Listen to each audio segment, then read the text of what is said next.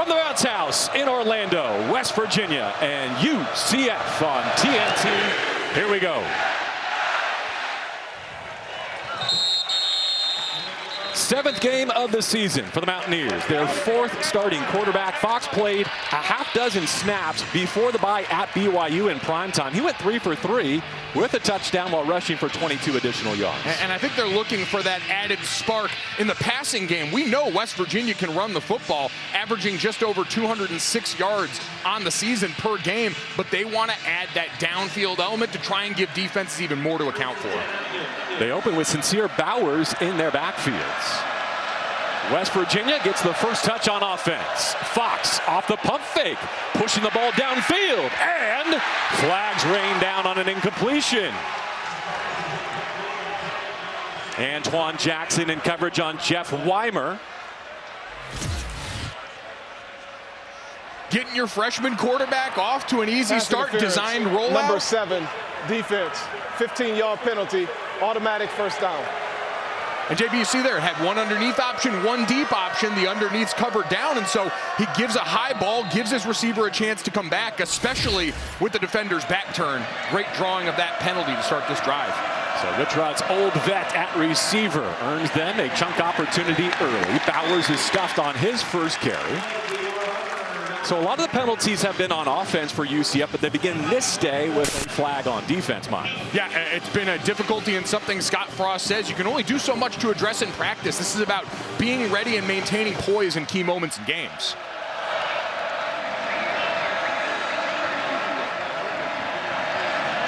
Fox getting set in front of a troubling offensive line that's looking for their best performance of the season in front of a new freshman quarterback as Malachi Lawrence defends his edge and puts Scotty Fox in third down with a gain of only 2. From empty against a 4-man rush. Tries to leave the pocket and runs into trouble. A sack to begin the day for the UCF Knights. And just a great job on the back end staying connected in coverage that allows this defensive line the time to corral a young quarterback and keep him in the pocket. You're going to look and see on the back end, there's nothing fancy about here. They drop 7 in coverage. There aren't a lot of windows, and then you get that bit of flash of color coming from the right side from what looked like Nigel Kelly. And then the rest of your defense maintains their rush lane integrity and corrals the quarterback to force the punt. R.J. Jackson picks up the sack. He was brought in to help fill the void left by Lee Hunter's departure for Lubbock. Antoine Jackson lets it hit at the 5. It checks up beautifully and tumbles to the 1. Oliver Straw, the senior. His 4th year at West Virginia in the neighborhood of 65 yards. And let's keep an eye and see where his foot is as he slides right here. And no, he's not touching the football while his foot, Ooh, it's going to be interesting there. His foot touching in the end zone while he's the one to down the football right there. That's where the ball is that matters, and for now it's down at the 1. Maybe the 2.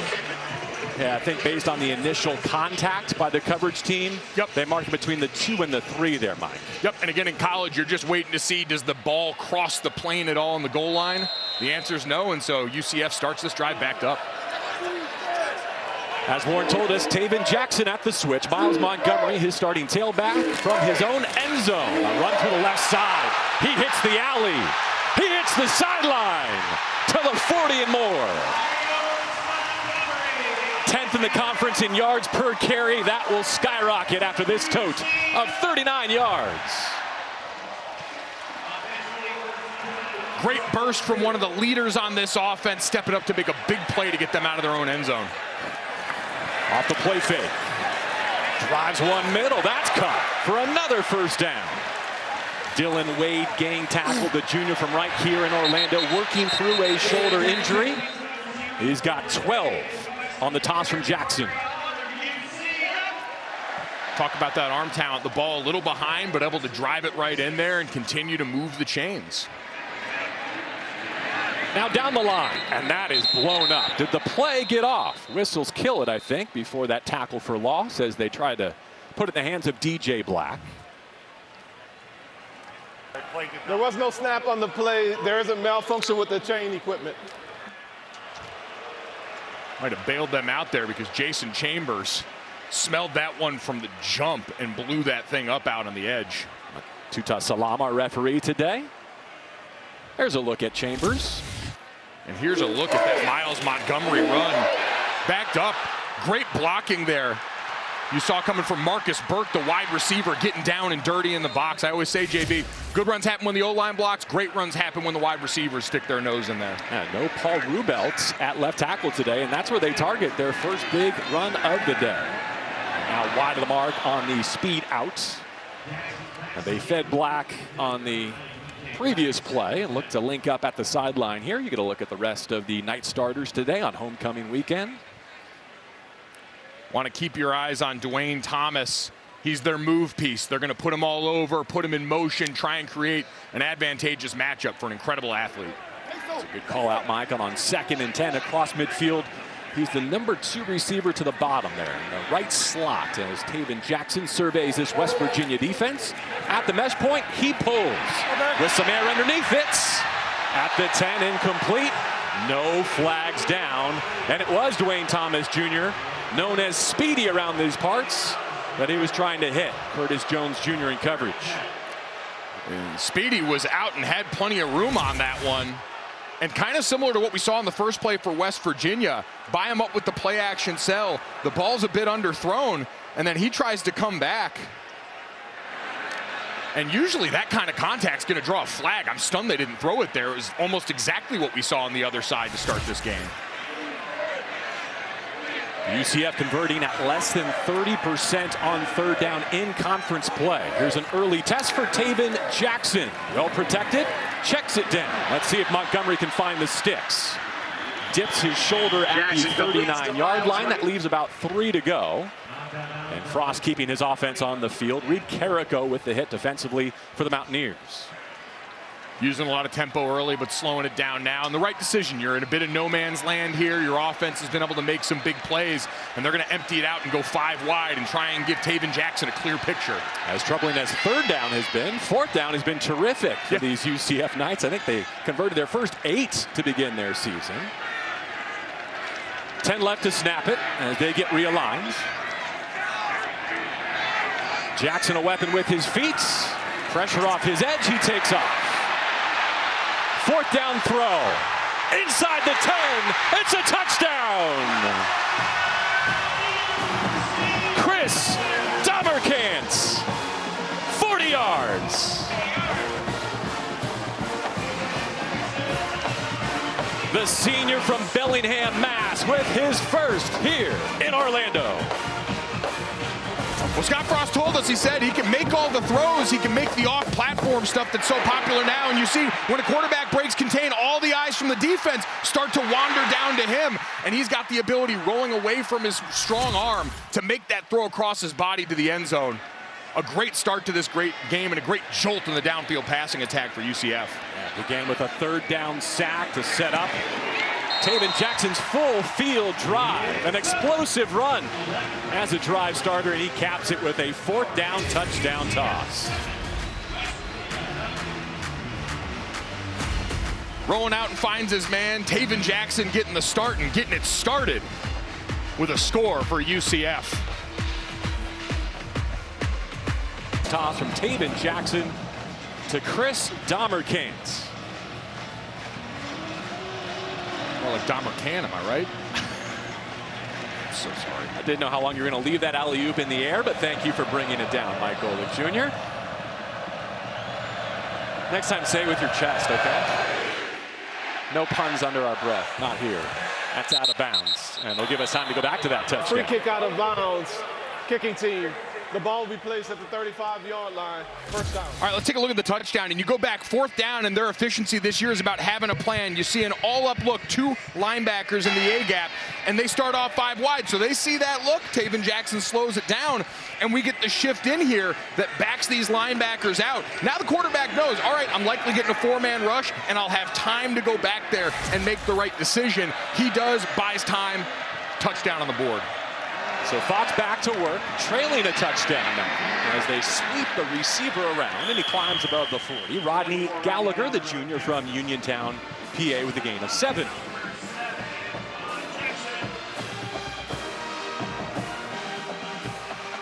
Both offenses utilizing some tempo, trying to get their quarterback settled down and in rhythm.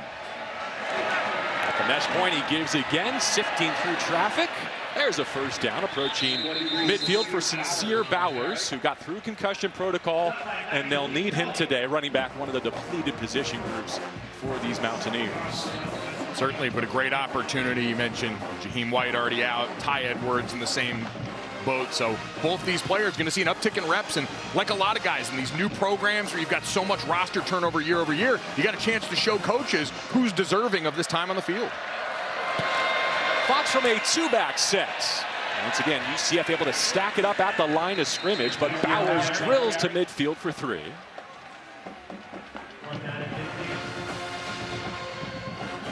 Alex Grinch's defense has put together some good performances, most recently in that second half at Cincinnati. The fight has been real, according to Grinch. Limited Cincinnati to just 3 points in the second half, their fewest since that first loss to Nebraska. Fox diving into Knights territory, and he moves the sticks at the 42. He's appearing in his 5th game today, so he burns his red shirt with this start at UCF. And him utilizing his legs early is important. They got a deep pass under their belt on the first play, so the defense has to respect that. They've had a few design plays, a couple of scrambles, and they're the design draw, all giving the defense something to think about. Still looking for that first completion. They stay with Gallagher, who busts a tackle and is close to another new set of downs. The Mountaineers, as you might expect, given their head coach and play caller, top 25 nationally in rushing offense. Nigel Kelly on the edge with the tackle. 8 different players with a rushing touchdown this season. You just never know where it's going to come from. Fox is one of them. Only needed a yard on 2nd and short. Bowers had 54 yards on 6 carries with a 26-yard touchdown in that opening win against Robert Morris, but only had 7 carries for 8 yards since, so they're casting him in a leading role in his return to the lineup today. We've seen a lot of east-west action from West Virginia, that fly motion, trying to get these safeties to bite down so they can get ready to let another one rip deep down the field. Scotty Fox drops back at the 40. Ran right into Cole Kozlowski, -9. Got his first FBS sack a few weeks ago against Kansas after 3 years at Colgate. And that's just another one. They unwrap him on the side over here, and then he does a great job aiming for that outside hip of the quarterback. 2nd down and long to the air, and a leaping catch made by Cam Vaughn below the 35-yard line. Jaden Bellamy draped all over him.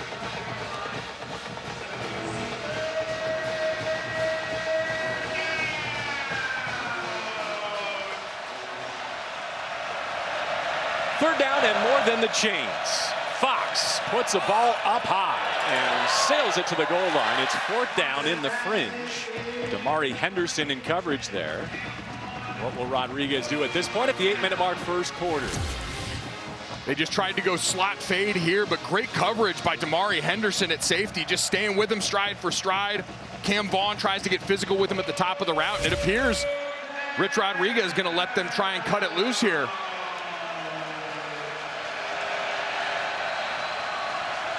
Dior Hubbard flanking Scotty Fox. 4-man rush. Gets home. Fox slips out. But it's a 4th down takeaway for Kelly and the Knights. Another great play by Nigel Kelly, something they're getting used to on this defense. Honorable mention.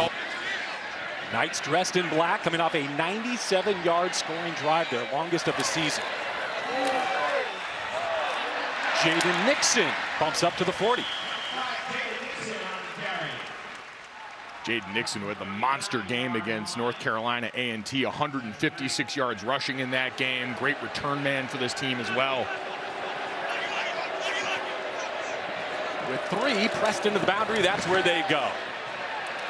Black hit behind the line and drops. So that's twice now on a throw right side on the receiver screen that West Virginia has rallied to tackle. And the first time it was Jason Chambers blowing that up on a play that got blown dead. This time, Michael Coates Jr., the transfer from Nevada, making his presence felt, sees it, identifies it, and gets downhill in a hurry. Does a great job making a splash play. He was incredible last year, by the way. We had a chance to cover him in Nevada. First team All Mountain West. Sticky coverage. Opposing teams have pretty much stayed away from him until BYU went right after him and had a good night. In the West Virginia territory with another explosive. Taven Jackson layered it in beautifully. 25 yards to Dwayne Thomas.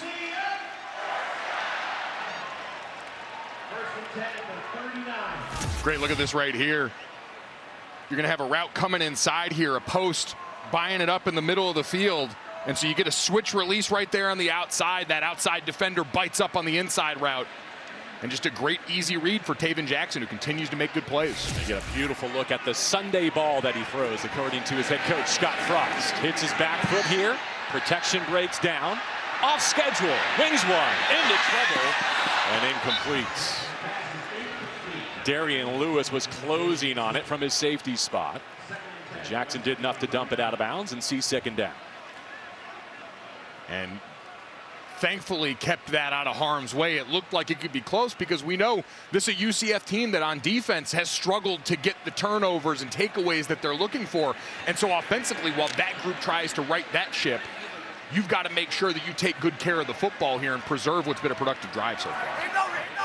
UCF heading into its open weekend. West Virginia coming off its bye. Some misdirection. Hand off to Montgomery.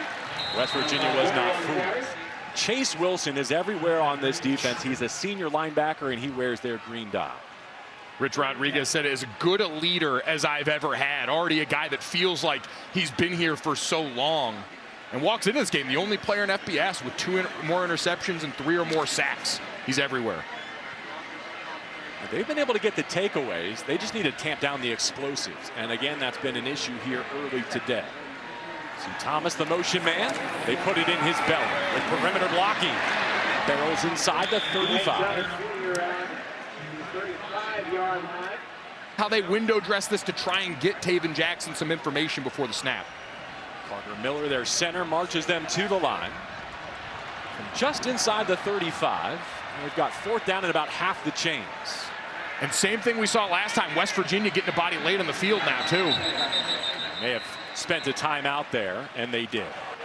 Prior to the ball being snapped, West Virginia takes their first. So with this timeout, let's send it down to Lauren. Taven Jackson knows what it's like, guys, to grow up in a competitive household. On defense. Jackson trying to continue this march and add to a 7-0 lead. Sets the laces, clean pocket, going vertical. Oh, and he drops it in the buckets. Back-to-back, fourth down touchdown for Taven Jackson and Chris Damerkantz. This one measures 34. Well, JB, they say pressure. It bursts pipes or it makes diamonds, right? And everything is glimmering for UCF. What a great throw over the top. And West Virginia tried to change the shape on defense right before the snap. Give him something he wasn't ready for. And him and Damerkant have a great connection growing down here in plus territory on fourth down. Golly. Now, last week scored on a 2-point conversion on a shovel pass. Chris carrying that right back home here to Orlando. He's got both touchdowns. And Ruelas trying to make it a 14-point lead. All right. Right down the fairway. What a start for UCF. It felt like they were close. It wasn't the talent that was lacking. It was the execution. Well, on fourth down, Scott Frost trusting Taven Jackson, who makes him right.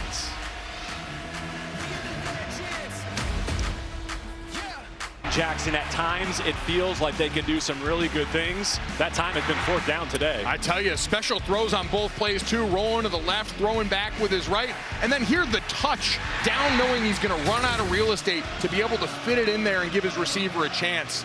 An incredible start to the day for the quarterback that they've entrusted with the keys to this offense once again. And the third career multi-touchdown game for Damerkant, his first as a Knight here at UCF.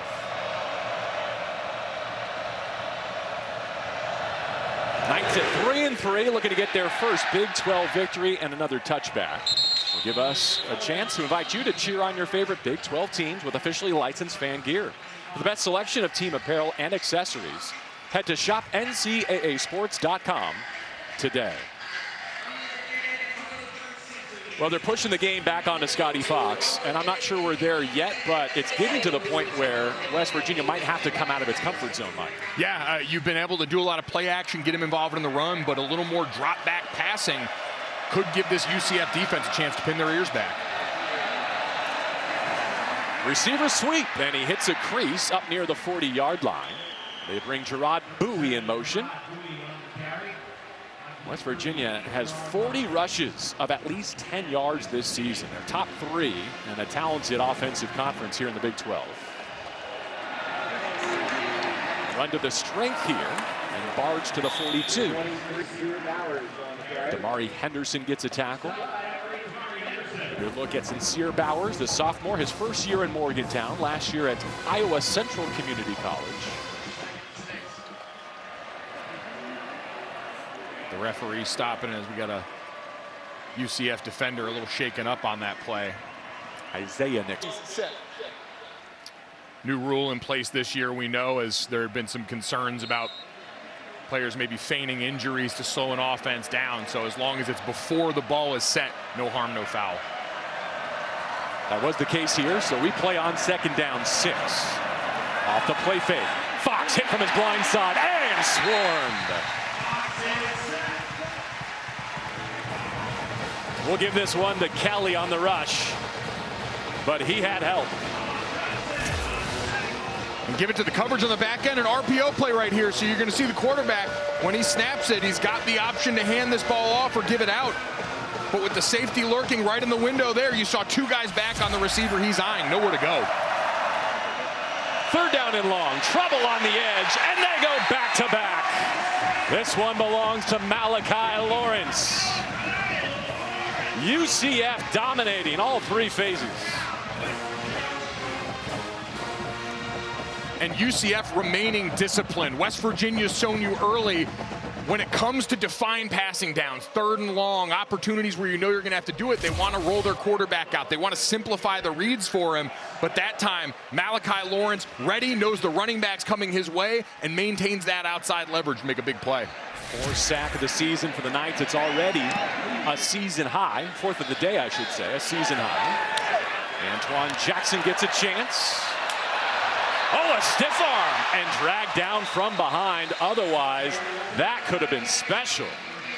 12 on the return. He puts it back in control of Taven Jackson. Some great work in tight quarters there. The stiff arm in the hole, and then a shoestring tackle away from potentially even getting more out of that. But as a returner, you just want to get 1 extra first down for your team. I know we love the highlight reel plays, but that right there, incredibly productive and increases your chances of putting a scoring drive together with just that many more yards on the return. Hopefully just a cramp on the sideline. We'll keep an eye on him. Jackson with Montgomery in his backfield, looking for a 3rd touchdown drive. Spits it out quickly into space. Good gain on 1st down, 6 yards in a drive starter with Wade and Charles, the freshman, pulled down by Israel Boyce. Taven Jackson doing a great job of understanding what's available to him. All up at the line of scrimmage. I've got a wide receiver screen I can throw on the left if it's jammed up. Get the easy access yards. Really felt in command at the line of scrimmage. Another good decision here. Dwayne Thomas Jr. makes 2 miss. And that thing turns nothing into something there. That play was dead to rights for all intents and purposes. He makes 3rd down manageable. He does, and we've seen a lot of aggression from West Virginia on the perimeter. Their corners doing a great job coming up and tackling. That means keep your eye out for a double move later on. I'm sure Scott Frost and this offense are looking at that, seeing an opportunity to potentially throw that pump and go later on and try and get another big play. It's interesting you say that because they bring a tight end on. They also bring Connor Meadows, who is, an extra lineman into the formation. So they could be thinking short yardage run here with Miles Montgomery, or like you said, they might want to knock the top off the bounce house here in the opening quarter. They will run it. Leaping for the line to gain, I don't know. Montgomery repelled before he reaches the 40 by Asani Redwood. Offense not flinching. Frost in his play sheet. Great job by West Virginia getting penetration up front. And I like this as go territory for Scott Frost. Dare I say they've got the Mountaineers right where they like them. 4th down. It's produced 2 explosive touchdowns through the air so far. We're going to hit the final minute of the opening frame. It's been all Knights on homecoming weekend. Shotgun snap and the give. Oh, the Mountaineers had penetration. They make them go the long way, and they take it away on downs.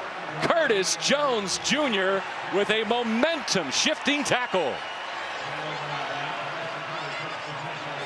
Love that effort from a West Virginia defense that we said is majored in turnovers this year, and a turnover on downs just as good for your offense, JB. They had bodies up at the line of scrimmage. If UCF wants to get big, they were able to as well, and we talked about that discipline on the other side.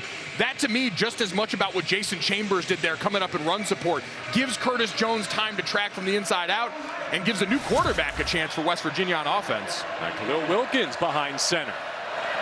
With a start in plus territory, design QB run. Oh, and he's lethal. Into the high red area as the freshman from DC is on the field. A couple of Mountaineers colliding at that point of attack and slow to get up. Bowers is one. And I think Preston Fox the other. And there's Fox. In his 6th season with the program, holding that right knee.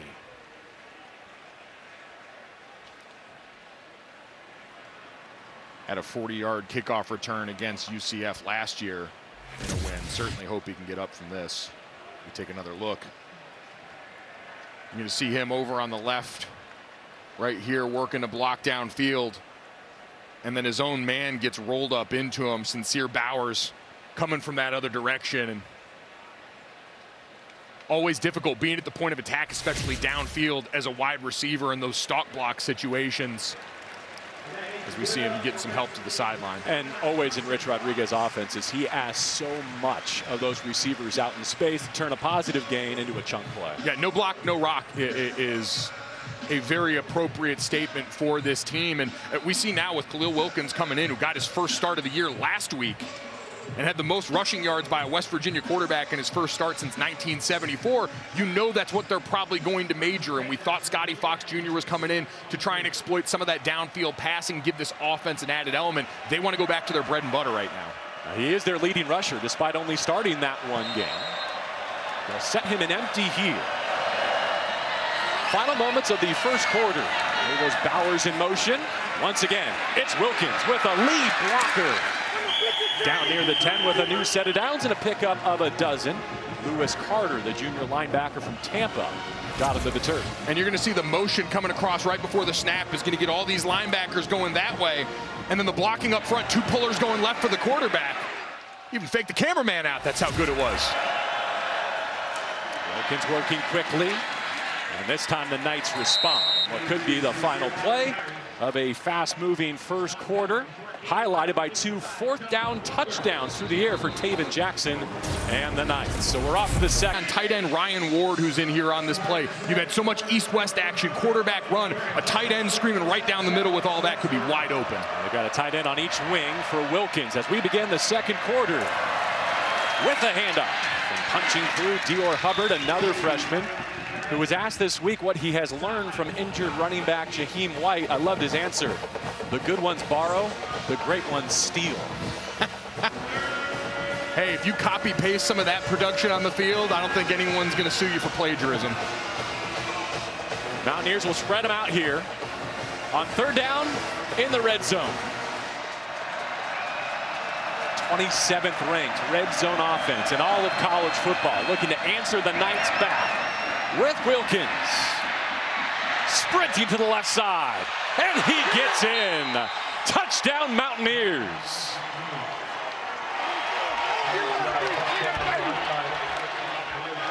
JB, I love this approach down in the low red zone when you've got a quarterback that can move. Spread him out, get him alone back here in the gun, and give him the opportunity to affect the game both ways. Watch the block out here at the end of that play from Rodney Gallagher. Working, straining at the end of that run, keeping his hands in tight and giving his quarterback a chance to sneak in the end zone. Cade Hensley is the place kicker. And the senior cuts the deficit in half.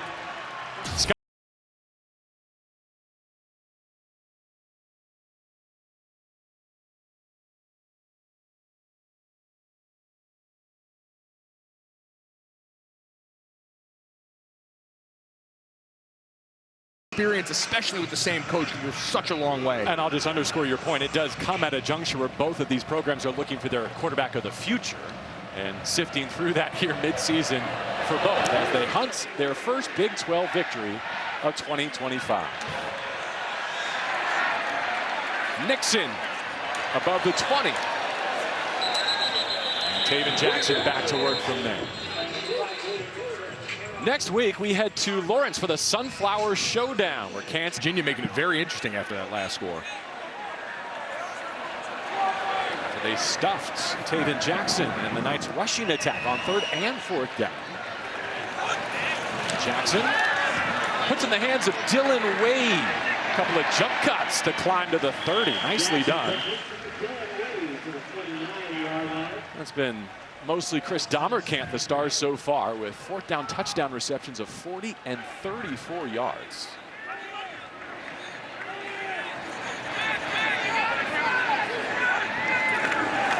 Montgomery gets a chance and works the middle. Appears to be enough to move the chains. And they give him forward progress to the 33-yard line. 1st down, Knights. Montgomery got the day started on the big carry, backed up for UCF. Back-to-back 100-yard rushing games against Kansas and Kansas State, who we'll see next week. Had 8 for 64 yards last year in the game against West Virginia and a loss, so trying to make that right today. Scott Frost said he's not discouraged with where they are because he doesn't feel like they're far away. They haven't been outmatched. They just have to execute better, and so far today on offense they have. To the flat, late in that progression. Black making moves. And I think a mature decision by Jackson not to go big game hunting there, just to keep his offense on schedule. And both of these head coaches, as involved in the offense we know they are for Scott Frost calling plays, are emphasizing, hey, right now, I know everyone wants to go out there and make the highlight reel play, make the big play, but we need guys to make the right decisions consistently down in and down out, was something that Scott Frost really emphasized. He arrived and immediately had to replace the top 8 pass catchers from 2024 here at UCF. Does not lack for weapons. Just trying to grow them up in the system. Oh, they ripped the seam, and an outrageous catch. Unbelievable. Marcus Burke with 17 sensational ones. Sticks the paw out and makes the highlight reel catch. Unbelievable body control to bring that back in, keep it off the mat. Strong hands for Marcus Burke. Wow, what a play. AKA OBJ, right? My goodness. I don't want to hear anyone talking about the gloves either. What a catch. Pinksy, you can see the one hand he used to go up and snare it. Dobby Belfort in the game. We were told they'd have a special package for him as he's dumped on that West Virginia sideline. The freshman from Rio de Janeiro making an appearance here on homecoming. And we were told he'd have a lot of supporters on the sideline. This guy has that it factor at quarterback.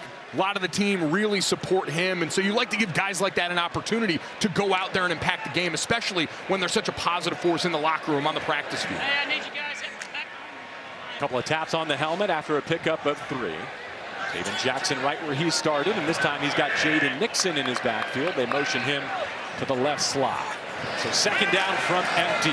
Quick work here, complete to the 40. Ball came down. You saw the West Virginia Mountaineers react, but I believe that Kylan Fox got back on it. His body language says he did. Reed Carrico with the hit defensively. Take a look at the end of the play right here. Both tight ends getting involved on this drive, and you're right, that initial hit jars it loose, but great job and awareness from Fox to see it right underneath him and get on the ball to avoid catastrophe. And give Boyce that forced fumble. Kylan Fox, a former 4-star prospect. Both these tight ends, maybe not big bruisers, maybe not going to go and drive people off the ball at the point of attack, but willing enough to be the kind of pass threats that we've seen on this drive. I saw The change were not set. We will reset the play clock to 20 seconds. Yeah, saw Fox there gesturing for a reset to the play clock. There were several Knights on the sideline doing the same, and as the snap clock expired, they do give a fresh 25. So no penalty, no timeout. And a fresh set of downs and a lot of room. We saw the last Taven Jackson touchdown take advantage of this area of the field. This is shot territory. If you're a coach, you use this opportunity. And Scott Frost loves to test the eye discipline of safeties, see if they're paying attention. Oh, batted down. Curtis Jones Jr. with the two-handed rejection. Doing a great job. Curtis Jones had the drive ending play on the turnover on downs last time around. And here, if you can't get there, get your hands up and make a play. That's what my dad always taught me. He was more of a run stopper than a pass rusher, so he spent a lot of time not getting there. Love you, Dad. They call that position the Bandits in this West Virginia defense, and he steals the first down rep from Taven Jackson there. There's a look at Zach Alley, who comes off that Brent Venables tree. This group with 14 takeaways, among the best defenses in the country in that category. Off-play action, climbing the ladder once again for a new first down. This receiving core continues to make plays. Wade and Charles with a gain of 15 yards. I mean, big bodies to work with in this group, right? Both tight ends, 6'2", 6'4". Charles, 6'2". DJ Black, 6'3". Dwayne Thomas, one of the most productive, and he's sitting there at 5'8". But mighty in his own way, as we see Belfort back in now at quarterback. His father, Vitor, a retired pro boxer and mixed martial artist. His grandfather was a professional volleyball player, played for the Brazilian national team. And making Mountaineers miss, but tripped up below the 25-yard line. Only a couple there, going the wrong way this time for Belfort after he gained 3 on his first attempts. Almost feels like a little competition between both of these very offensive-minded head coaches, right? Rich Rodriguez pushes the right buttons, getting his guy in Wilkins back in there to jumpstart this rushing attack. And so Scott Frost says, all right, I got a Belfort package for you. They trade blows here early in this contest. Jackson's back, as you saw. Frost gesturing pre-snap. 5 left to take it. Montgomery in motion. Jackson bouncing, and he drills one complete near the chains. Back into the red area. We'll see if it's enough for a first down. Carl Jenkins Jr., a freshman. And both his catches on the season came against Kansas before that third down and less than a yard. Knights want to run for it. Some penetration. And Montgomery is planted. Big hit by Marshawn Oxley. And already with a 4th down takeaway today, Mountaineers make them snap it again. They tried to get up there quick, and sometimes that could be an advantage, and other times it makes it difficult for the offensive line to identify the guys that they've got to go and block, and so you can get free hitters at the point of attack. I didn't like tempoing plays as an offensive lineman. I wanted a chance to see the picture, diagnose, make our calls, and get the best blocks possible. There was a substitution mistake by UCF. They've got the right personnel on the field now, but a short clock trying to hammer this 4th down. West Virginia hit it again. It'll depend on the spots. Braden Siders with first contact. That mark looks like another 4th down takeaway. Did they stone him on 3rd and 4th down in the run game again? West Virginia says yes defensively. I'm sure we're going to get another look at this. As tight as possible, they're going to bring out the sticks to try and measure. These are the kind of plays you got to master. 4th and obvious, you've got everybody lined up to that right side, but no one blocks Braden Siders coming off the edge of that defense, so he's able to make the splash play. You bring in extra offensive linemen, you've got tight ends at the point of attack, but no one to account for that extra man when you bring them all down in the box, and I think you got him short. The chain's on to confirm. West Virginia football.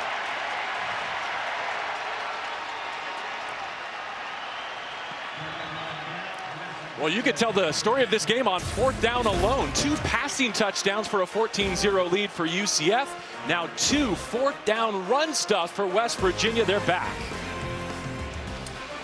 That group here in his second stint in West Virginia. Scotty Fox got the start. Khalil Wilkins got the touchdown.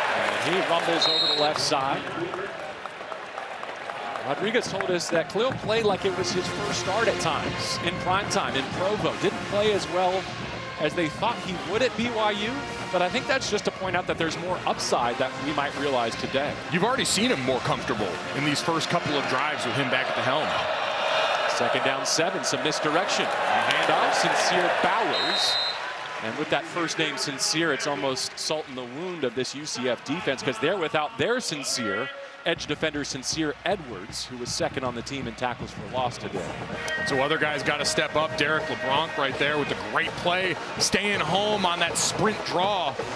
And now putting him in an obvious pass situation. We know Khalil Wilkins has been great. We saw him score a touchdown on a play where he was allowed to drop back and took off and run. Let's see if he airs it out.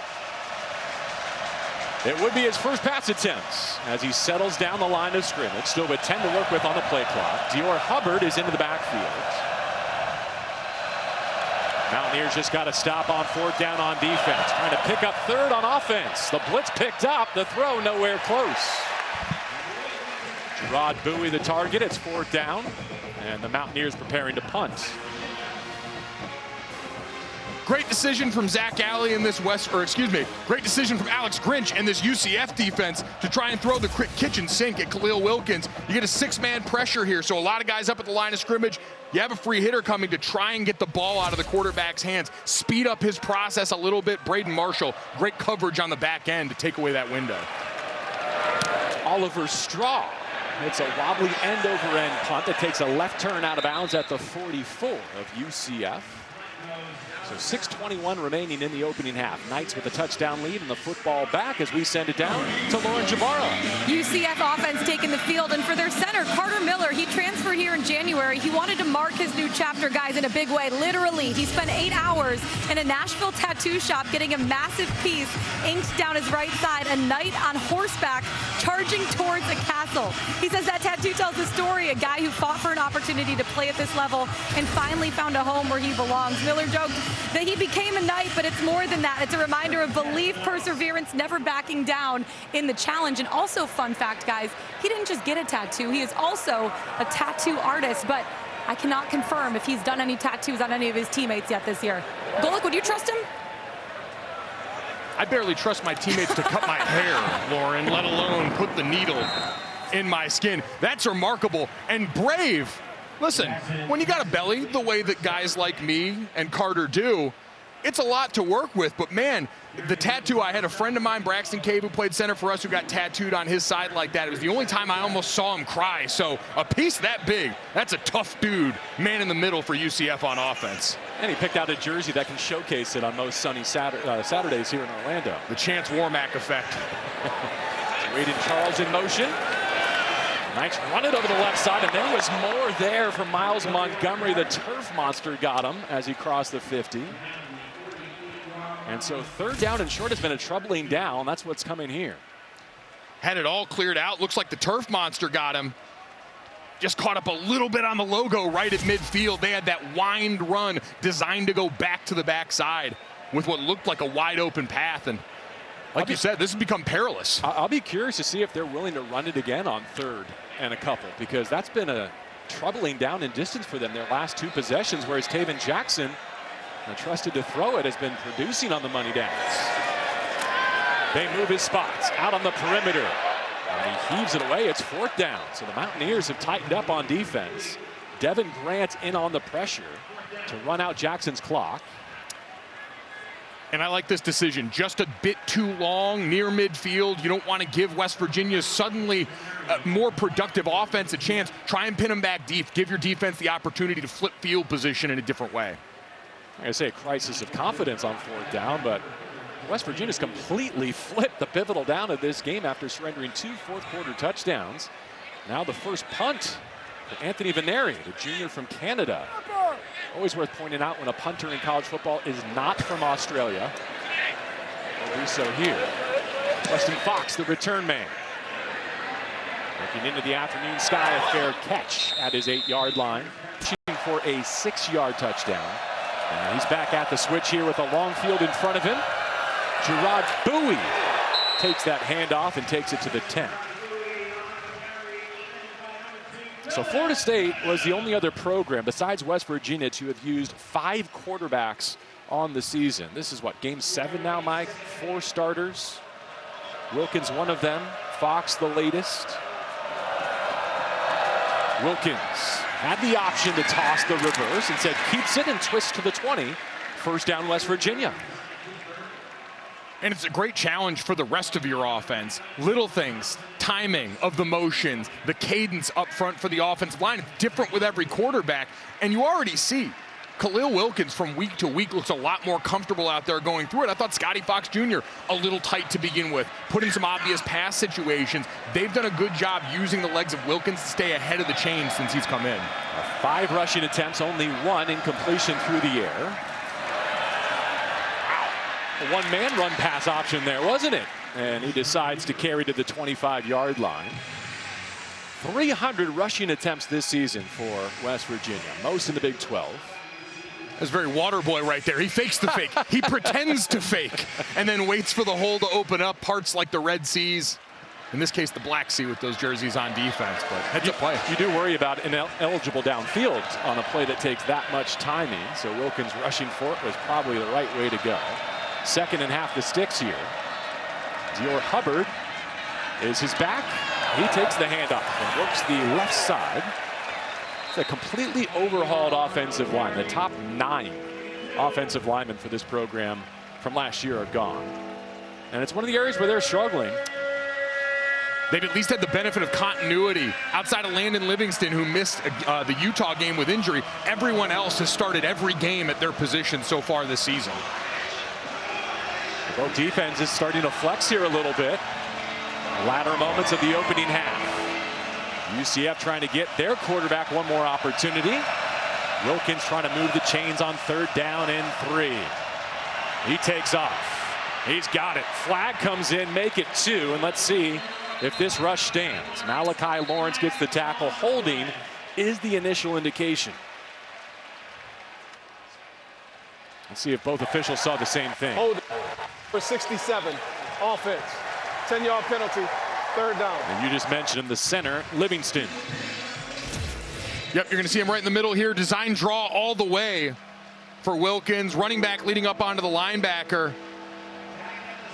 And just takes him down to the ground. Anytime that back judge sees the defender's body outside of the framework of yours and it looks like he's being held up, they're going to throw that flag. I mean, that could be huge. If they don't pick this up, if they have to punt, 2-minute opportunity for UCF. The Knights won the toss, elected to defer. So that's the backdrop for 3rd down 13. Wilkins swings it out. Hubbard needs blocks. Knights crunch it, and they get off the grass defensively. They're leaving Scott Frost 3 timeouts. Plenty of opportunity to seek more points before the break. And JB, that's a great call. This is an area of potential improvement for the Knights, right? They came into this season doing incredibly well, starting fast and finishing strong. Frost spending a timeout on top of the 2-minute timeout to preserve some of that clock. But sorry to interrupt our conference. Avery Johnson, Jalen Daniels, Brendan Sorsby. Those are experienced entrenched signal callers. That's clearly changed here today against a West Virginia outfit still trying to find its path forward. Different variables you have to account for when there's a little more unknown versus all that experience you get in the Big 12. Some of the great quarterbacks in this conference. The senior Straw gets a helmet-high long snap, and he hangs a punt in the air for Antoine Jackson. Steps up, makes the first man miss, and is drilled about the 38-yard line. So 2 minutes, 11 seconds, 2 timeouts, and a touchdown lead for Taven Jackson. And Jakari Brown, by the way, on the depth chart, available only in an emergency. We know the state of the quarterback room for both of these programs was a question mark coming in, but Jackson so far has appeared to be a solution. In this drive, we know his arm was the story and the star early in this game. Going to have a great chance to once again try and get back in the rhythm. Both of these offenses came out using tempo. You now tap back into that same gear here in the 2-minute drive. And Jackson 15 of 20 through the air, as you saw, for 184 and 2 touchdowns. His offense is suddenly stalled in short yardage situations. get it out wide to the numbers. Jackson completes the Chris Dahmer Kant had the huge first quarter with 40 and 34-yard touchdowns. He takes us to the 2-minute timeout, presented by the Wells Fargo Active Cash Card.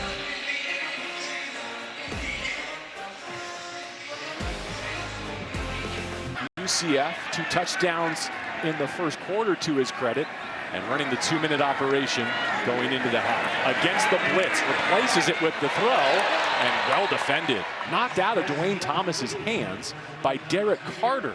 It's 3rd down. Great blitz by West Virginia this time, trying to speed him up the way UCS defense was able to do on the other side. Forcing a 3rd and long here, you're going to see edge pressure on both sides. Coming up and gets it out, knows where to go to replace the blitzer, and just can't hang on to it.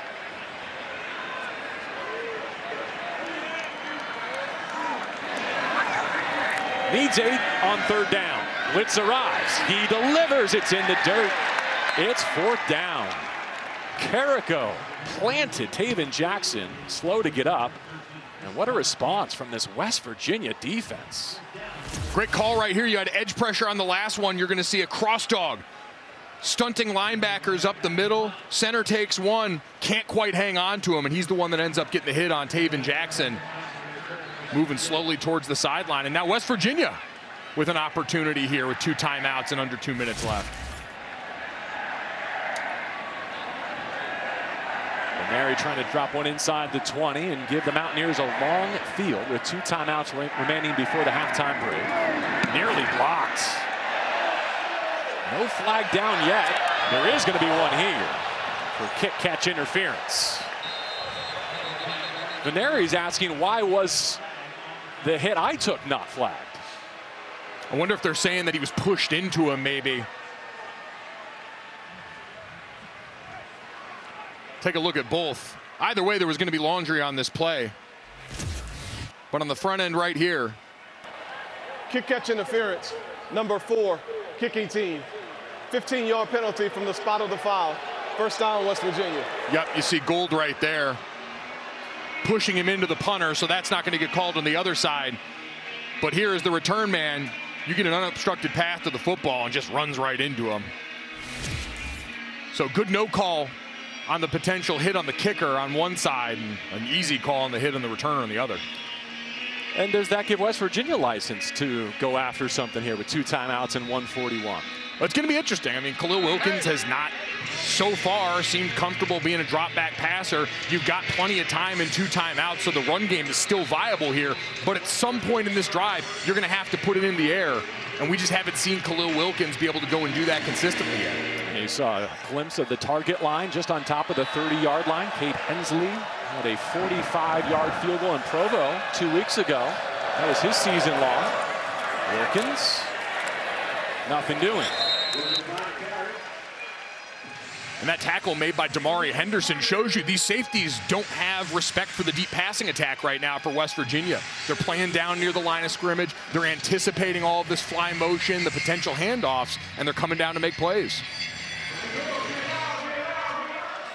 Relative to Rich Rodriguez's speed, no real sense of urgency here. With 75 seconds to go in the half. We're going to need to see a chunk run from Wilkins before they step on the accelerator. Is this a Scott Frost timeout? It is. So he's got an opportunity on 3rd down here to get a stop, spend his final timeout of the half. timeout, maybe set up one more possession. 1 minute and 7 seconds. This has been the issue. This is part of why I think you saw Scotty Fox Jr. come out and get the start in this game.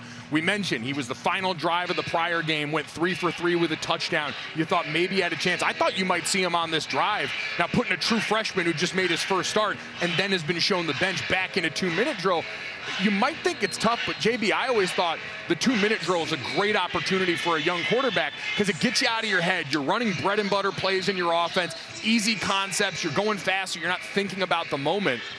But they elect to go with Wilkins now after he made the start last week to see if that experience pays off in a big drive. And sometimes you're looking into a prevent defense, which is giving you easy access throws too. And also true. A QB find his rhythm.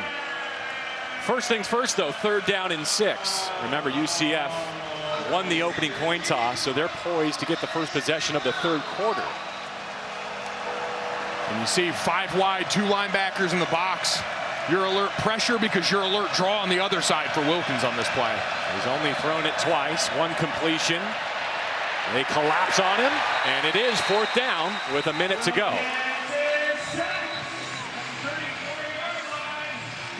And another timeout. It appears for Scott Frost and UCF. UCF takes their third and final charge timeout of the half.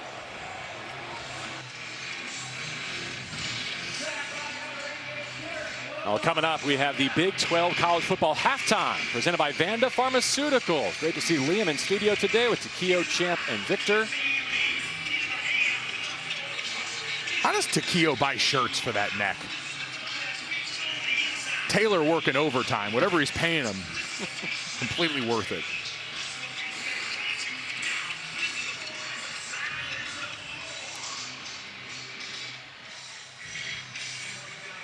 This is huge right here. If you get any kind of return from UCF, all of a sudden can change the plan quickly for Scott Frost and company to see how aggressive they'll be before the half.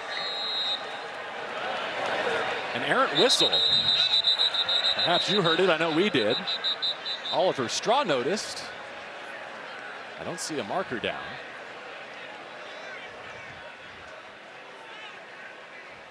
The ball was not made ready for play.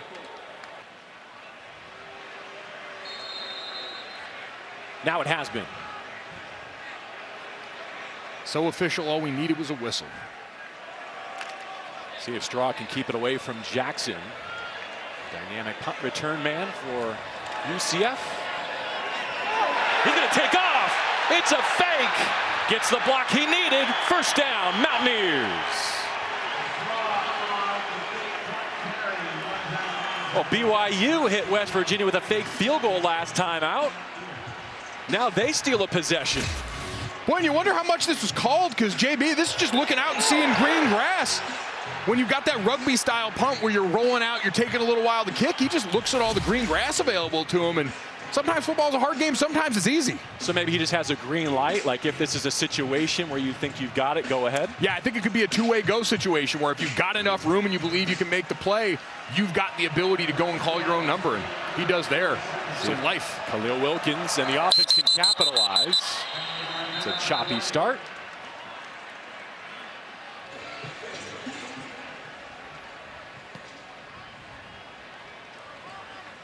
Only 3 combined penalties in our first half so far. This will be the 4th. False start. Offense. Multiple players move, but the center did not snap the ball. It's a 5-yard penalty. First down. It's like when they let the O-line wear it together, you know, on one guy just getting called out there. But we know false starts were the problem on the other side for UCF in recent weeks. 9 false starts in the last 2 weeks for them.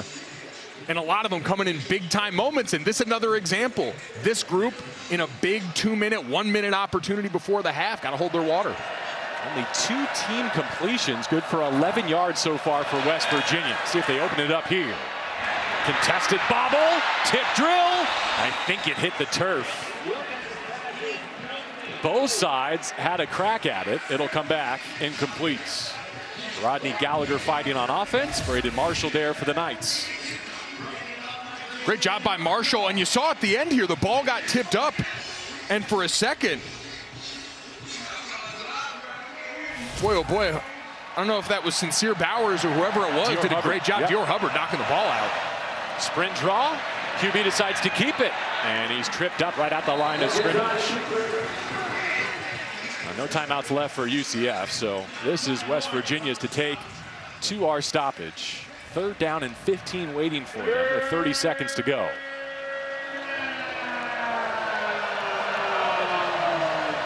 Can they give their kicker a chance? Protection breaks down. Wilkins leaves. Exhausts that rep and dodges the potential interception. There is a flag, though, right where he went out of bounds. Up against that Rich Rodriguez sideline. A late marker with 19 seconds to go.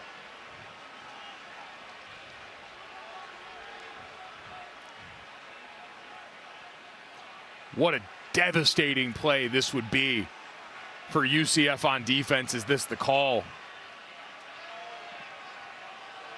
Got to get off the field on 3rd and long. This is the kind of stuff that could lead to points, as we see right here. Gets rid of it.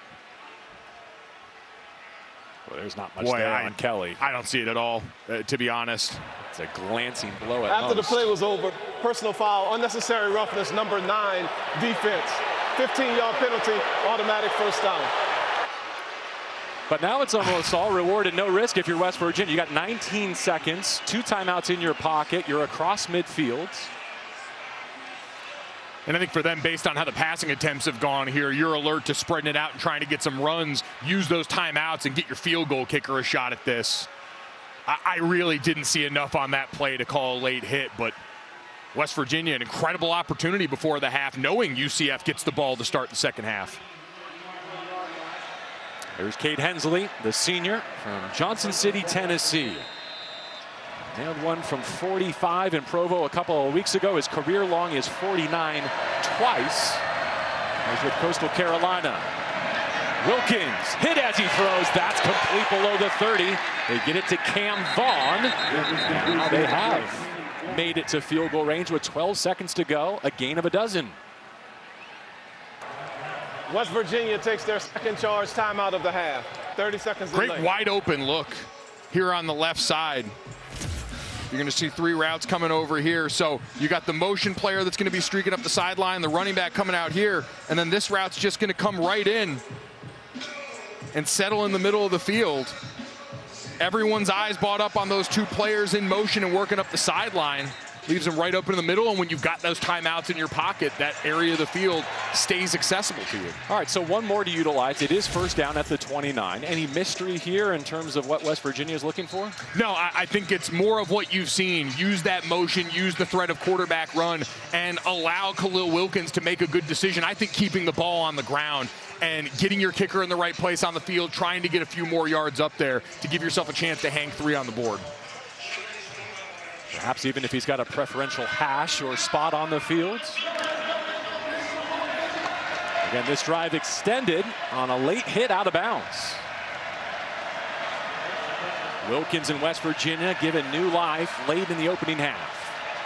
Capitalize with at least 3.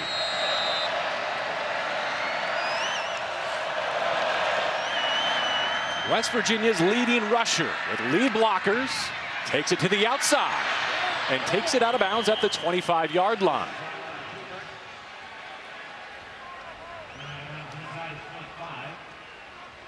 So here comes Cade Hensley with 5 seconds to go in the half. 5 for 6 on his season. You see the long there, 45 as we mentioned. Taking over for a great Michael Hayes at West Virginia. Trying to make that penalty flag hurt, and they cash it in for 3 points. No timeouts left for UCF. Going to the halftime locker room from 44. Never had a chance.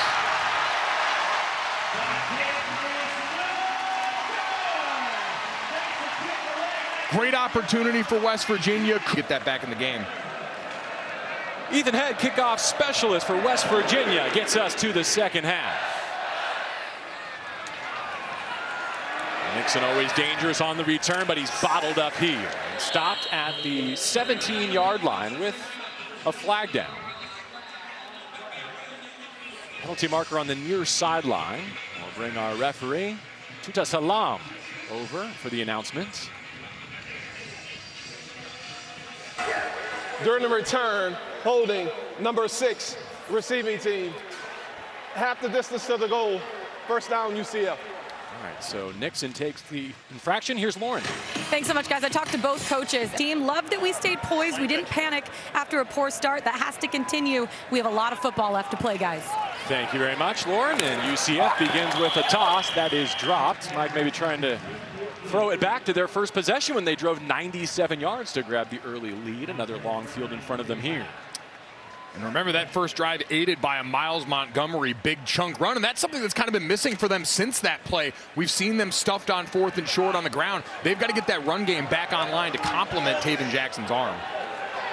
Yeah, 63 rushing yards, 39 of which came on that opening rip that you're referencing. Get it to him out of the backfield here. Brings it up the sideline. Paid the price. He's somewhere between the 10 and the 15-yard line, and third down awaits UCF.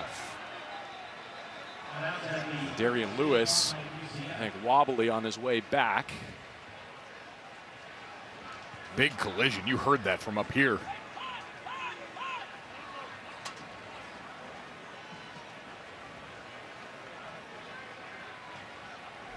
They help him back to the sideline. Here's the pop.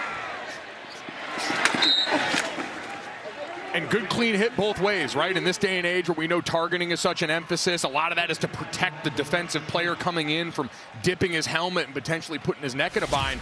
Saw what he hit, just a big-time collision that comes with this sport.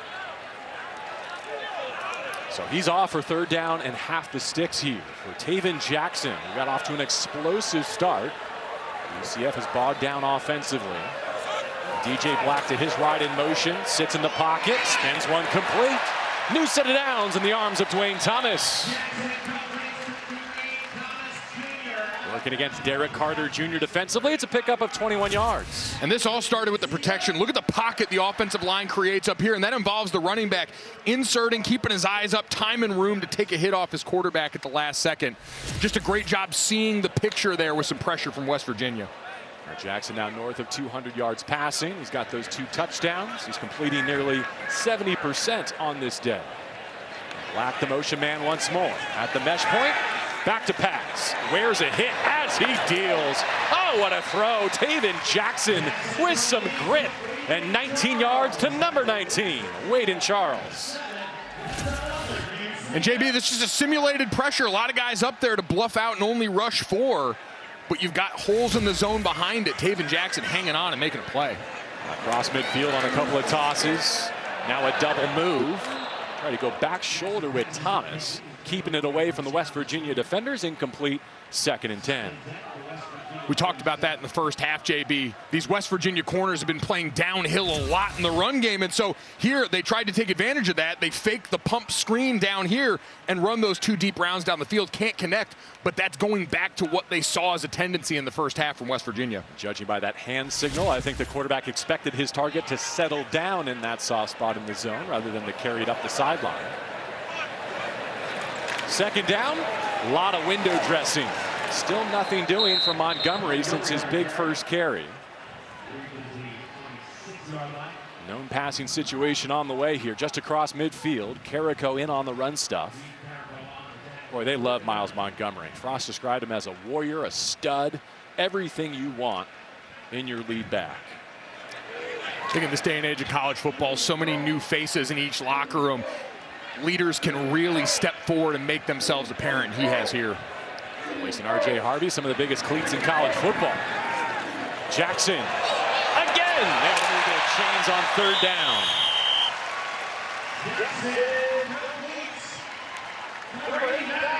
Caleb Rollerson, a freshman, makes an appearance. In a big spot, gets 20 yards. You got pressure coming off this right side here, so quarterback throws opposite that, finds that hole in the zone, sits him down. It's his back foot, flagged down to the end zone. Busted up at the goal line. Some extracurriculars back behind the play. Boys gesticulating there. Let's see about the penalty marker. Did you get a look at Rollerson? Offside. Rollerson, who made that catch. Number 0, defense, lined up in the neutral zone. 5-yard penalty, 1st down. So it was a free play, and Jackson went hunting. He did. And it was an impressive throw that we saw. Again, understanding he got the guy to jump off sides. But look at where he puts this ball. This is going back to play prior to that sets up the opportunity. Great job finding the hole in the zone, but Taven Jackson this drive, some really impressive throws under pressure. 1st and 5 after that foul. Oh, and it was nearly cracked. Jaden Nixon was one Mountaineer away. Scruggs knocked him off balance. 1st down in the red zone for the Knights. Giving West Virginia a little taste of their own medicine on offense with the jet motion. Israel Boyce keeps that from potentially hitting his head on the goalpost. The two backs in formation, but they're going to split Nixon out as a receiver, leaving Miles Montgomery back with Jackson. 9th play of the UCF drive. They've already gained 80 yards on this march. The speed of Nixon on display as he turns the corner and puts it in. Touchdown, UCF. Nixon in from 12. And you mentioned the two backs on the field. Nixon gets in the end zone, but this play happens because Miles Montgomery is willing to put it on the line for his teammate and do the dirty work blocking up front. Great response coming out of the halftime locker room by UCF. Watch Montgomery right here. He's going to be the lead guy the entire way, and he gets not one but two blocks on this play. Sees the ends coming upfield, gets a piece, and then stops and gets the linebacker. Great awareness and willingness to go and block for your buddy. They described him as full speed, full field, all the time. And you saw it on both ends of that drive, didn't you? The hit out of bounds to send a statement with some violence, and then the lead block to pay it off to Paters. You love running backs who want contact. And again, just clean it up. That's called being a football player. He's not supposed to block the end, but he sees color coming through. You never pass up color to get to color. The cardinal rule of anyone involved in the blocking scheme up front, but he maintains his discipline, stays on his track, and paves the way for Nixon to get to the end zone. So they go 9 plays here in the bounce house with a 21-7 lead over West Virginia, as both these programs seek to get in the win column in conference play for the first time here at the midway point of the season. Preston Fox back as a return man, signals for a fair catch. For more on Montgomery, here's Lauren. Yeah, guys, he told me with R.J. Harvey gone, he really needed to step up as that new voice, leading the running back room and leading the offense. He told me he had to embrace that role head first, said he used to be quiet, didn't talk too much, and now he doesn't even think twice about speaking up. He's proud of the leader that he's become, and even more proud of the guys in the locker room, how they respond to him. And like you were saying, JB, Scott Frost told me yesterday, this guy's a stud. He's everything you want, a hard worker, encouraging, demanding, and a great leader for this team. And you just saw that there on that touchdown drive. Having new meeting with some lead blocking as Rodney Gallagher is there for the reception. Only the 8th pass of the game for the West Virginia quarterbacks. They are the least productive passing offense in the Big 12. Part of that is by design, of course, given the system they're running. Part of that is the ongoing search for a steady signal caller.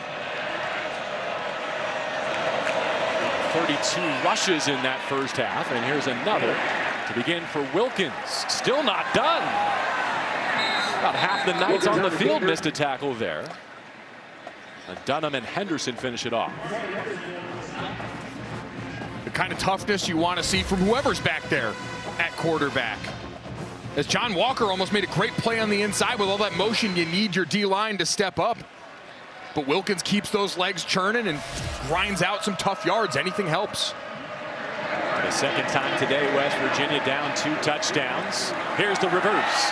Vaughn can spin it, sets his feet and fires. Tipped and nearly picked. He was looking for Grayson Barnes, but Damari Henderson stayed deep for the UCF defense. Oh, and he was wide open on the play, JB. The timing on the reverse just not there, and it's so important. That receiver leaking out. You see him come back right here, and he's all the way across the field. Looked like he was wondering whether or not he was going to cut this loose, and underthrown just enough to give Damari Henderson a chance to come across and make that play. 5-yard penalty. If it's any consolation to Cam Vaughn, a former prep quarterback in the Mountaineers, it would not have counted as a completion. Anyway, they had an illegal man downfield. Vaughn didn't move the receiver until his true freshman year at Jack State. It leaves the Mountaineers in 3rd down and 8. Bounce house sensing its moments, having just scored a statement touchdown on offense to begin the second half. Now trying to get off the grass on defense.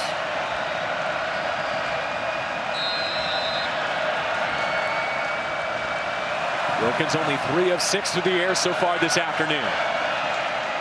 Steps up, hit, ball down, scooped up. It's going to be a quick 6 for UCF. Kelly Lawson with a defensive touchdown.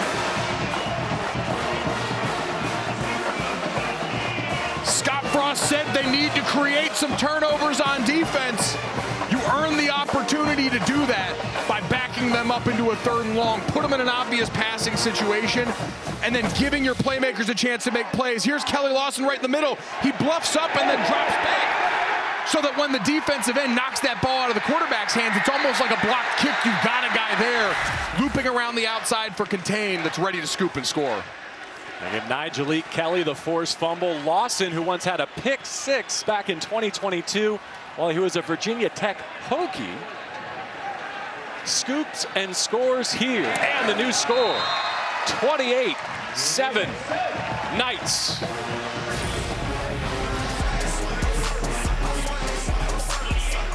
Great complimentary football from UCF. The offense gets on the board to start the half. The defense says, anything you can do, we can do better. 28. After a defensive touchdown. Lauren, all yours. Homecoming at UCF, it's a full vibe, and nothing captures that more, JB, than the Spirit Splash. You get your bathing suit trunks or what? I did. I forgot to pack the Speedo, and we all pay the price because of it. To be honest, I think we're paying the price not seeing that. Probably. As legend has it, first of all, it was Frisbees and then cups and golf towels that got thrown out, paraphernalia, swag. One year that shipment, though, hadn't been ordered in time. It was delayed, and so UCF was looking for a substitute to give out, and the qualifications were small enough and safe enough to throw into a crowd. Had to be cost-effective and in stock, and cue the rubber ducks. First duck in the archives from back in 2002. Special weekend for us to be here at the Bounce House and to be able to participate in something that I've enjoyed from afar but have now seen in person. You have my solemn vow if we're back here and lucky enough to be around homecoming next year. We're going for a dip in that reflecting pool. It looked refreshing. See if Bowers can build West Virginia back with their running game. Only a yard this time. John Walker, a sophomore defensive tackle, and the team's highest graded defender against the run, gives you some teaching tape. Yeah, you mentioned the absence of Lee Hunter from last year, having to recreate it in the aggregate, and these guys have helped step up, and Walker, 6'4", 324, big body in his own right, doing just that. We saw Alex Grinch there. He's got some history against Rich Rodriguez, as Wilkins will load and go. This ball is intercepted. There is a flag down. For now, it's Braden Marshall with the 2nd consecutive takeaway for the Knights. Flag thrown right where the pick was made. Defense, 10-yard penalty from the previous spot. DJ Bell got caught.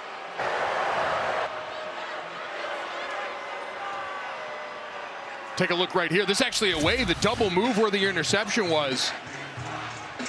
You're going to see DJ Bell on the outside and another receiver kind of going for that out and up. So both guys on that, trying to see if they can get the defender stuck in the ground, and instead of giving up the big play, he holds on to the jersey and takes the penalty instead. New set of downs for Khalil Wilkins, who came on early after the quick hook for Scotty Fox, who got the start. Flags on both sides of scrimmage here. False start, number 56, offense, 5-yard penalty, first down. Connie Ole, the right guard there. Negate some of the yards gained by that penalty, which again, if you're UCF on defense, not the worst penalty in the world. Instead of giving this offense some life with a big play that's been hard to come by in the passing game, you live to fight a new set of downs around midfield and still feel pretty good about what your defense has been able to do. Scott Frost says this defense has a chance to go from good to elite. Are they taking that next step here today against Wilkins and the Mountaineers? Rally to tackle Dior Hubbard, the freshman tailback. Just a disciplined approach from Alex Grinch's defense on that other side as we see Cole Kozlowski here. They play tied together. Everyone's eyes are always tracking in the right place. Everyone playing with the proper leverage. And we saw for years Alex Grinch, some great defenses at Oklahoma. Obviously the time at USC didn't end the way that he wanted to, but you go all the way back to his time in Pullman as well. Veteran, experienced coach. Teaming with Mike Leach. That was a great defense up there at Washington State. It seems like wherever he goes, he's paired with an offensive-minded, fast-moving head coach. It requires a 58 points in 2017. And Khalil Wilkins, not yet Khalil Tate, at least here. That's been the trend. The offense asks a lot of you to make split-second decisions that really, as that punt almost blocked there, only come with time. And Jackson lets it roll. And once again, trapped inside the 5-yard line. Oliver Straw does his part. He's been terrific. But unfortunately for the West Virginia defense, Taven Jackson's been going the full. Don't miss John Cena and Nicole Byer hosting all new episodes of Wipeout, premiering November 4th, only on TBS. Lauren, Mike, and JB back with you at the Bounce House in Orlando. Homecoming for UCF. And Taven Jackson threw for a couple early touchdowns. They just went back-to-back with a rushing score from Jaden Nixon and a scooping score from Kelly Lawson. In the last drive, they went 92 yards in 9 plays. Here they are backed up again. They get started with Wade and Charles. Boy, a full portfolio of weapons for Taven Jackson. You can see why Scott Frost felt like the potential was there. They're just trying to grow up their receiver room at 30,000 feet. Remember, the signs have been there, right? They led Kansas 20-14 at the half. They outgained Cincinnati in that loss. They've been inching there. It's about making the little winning plays and things like this, coming out backed up in your own end zone. That first play to get some breathing room, huge for the maturity of this offense. Averaging nearly 6 yards per play. Jackson at the controls. Out of the pistol, they'll run it. Wow, what vision. Down the sideline and shoved out at the 45. We just touted Montgomery as a lead blocker on the rushing touchdown for Nixon. Now he takes his turn. Boy, the vision, you're right, to put a foot in the ground. You're going to watch him wind all the way back and up the sideline, just riding the wave of that group up front. An inside zone run, he sees all the defenders stuck down there, and Chase Wilson, the only one that really had a chance at him before he gets all the way to the sideline. Don't he and Jaden podcast together? That's going to be a must-listen episode coming up this week. Great takes. 31 on the game. Inside of 7 minutes to go in the third. They stay with it, running on a safety. Impressive tackle by Jordan Walker. Otherwise, he was gone. This offensive line starting to work up a lather. Carter Miller and the rest of this group have been coming off the ball with some renewed vigor the last couple of weeks. Cameron Kinney, Jabari Brooks got inserted into that starting lineup. And this looks like guard Memolar back in there now at left guard, but they've been firing off the ball, resetting the line of scrimmage lately. Again, without their starting left tackle today, running away from trouble. Montgomery got tracked down from behind. It's been Meadows in there at left tackle in place of Rubelt. A loss of 3 there. Curtis Jones Jr. had the TFL for West Virginia. We asked for the run game earlier. It's dominated this drive, but now Taven Jackson, who 261 yards on the day, has been deadly through the air, should be more than comfortable with third and manageable. They widen out that line with Owen Spell and Meadows side by side, almost like adding a 6th offensive lineman / tight end as they push it downfield, and this ball is intercepted. Jason Chambers on the return, gets a block at the 30, and West Virginia's right back in it. And so back to the starter, Scotty Fox at the controls. Off play action, top shelf. Oh, it was lost in the sun by Cam Vaughn. Now back to Chambers for just a second. Mike, you know that last year at App State, his head coach was Sean Clark, who was with UCF here as the offensive line coach and tragically passed away last month. And in the run-up to this game, it was really touching to hear about the gestures from West Virginia and their condolences to UCF. Yeah, Scott Frost mentioned that West Virginia sent notes, cards from most of the West Virginia staff, and the people that knew of Sean Clark, and so many people in the coaching industry had known him, had said a kind thing, but that message and gesture from West Virginia in the lead up to a contest where you know everyone wants to win, I think a reminder of just how important Sean Clark was to so many people. Third down from empty. Fox put it on top of the helmet. It's caught, but it's shy. Sincere Bowers able to pluck it out of the air, but did not move the chains. And this is a must-go 4th down. Yep, desperation time. A sneak should be plenty. Rides the surge of his offensive line to midfield. Phenomenal execution. Come back cold. Hasn't been in the game since the first drive or two of the first quarter. And to go up under center, something they don't do often, and execute that for a pivotal first down. Really, really impressive. There's Wilkins watching and waiting. The freshman Fox from a clean platform. That's a drop. Cam Vaughn, the sophomore, tried to climb the ladder. The Mountaineers leader in receiving and scrimmage yards.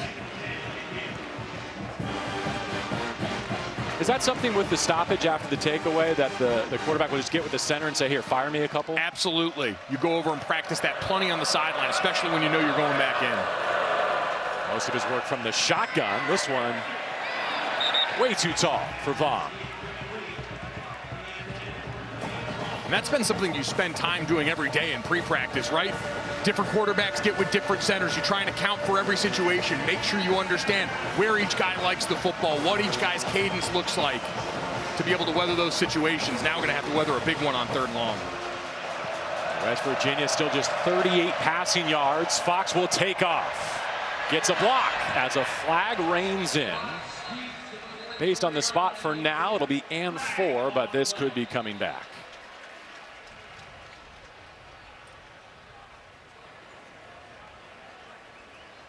There's also an injured defender for UCF. Holding is the indication. They're looking to Frost to see if he wants to accept it. Number 54, offense, 10-yard penalty, 3rd down. So Walter Youngbear is flagged.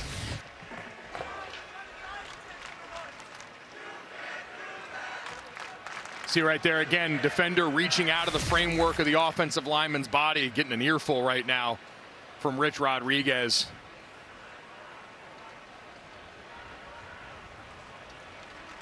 See now the injured player getting up for UCF. Good sign there, walking off under his own power. Shotgun snap to Fox. Swings it out to Bowers. Sincere Bowers stumbling. That close enough to give him a chance on 4th down. Gain of 7. John Walker knocked him off his feet. Punt unit forming for West Virginia.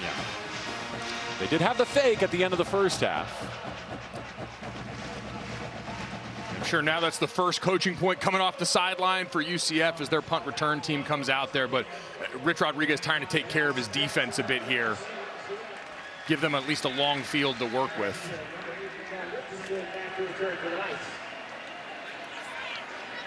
UCF runs a new punt returner out there as Oliver Straw bangs another.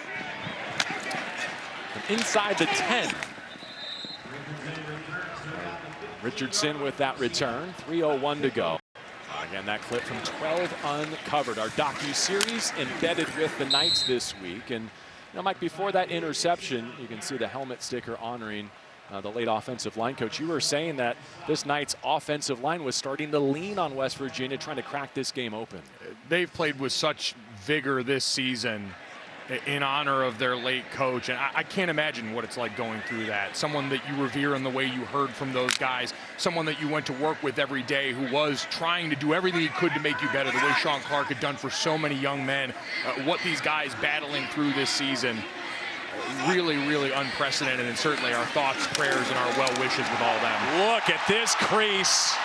Dashing down the hashes. Nixon all the way home. 83 in the bounce house.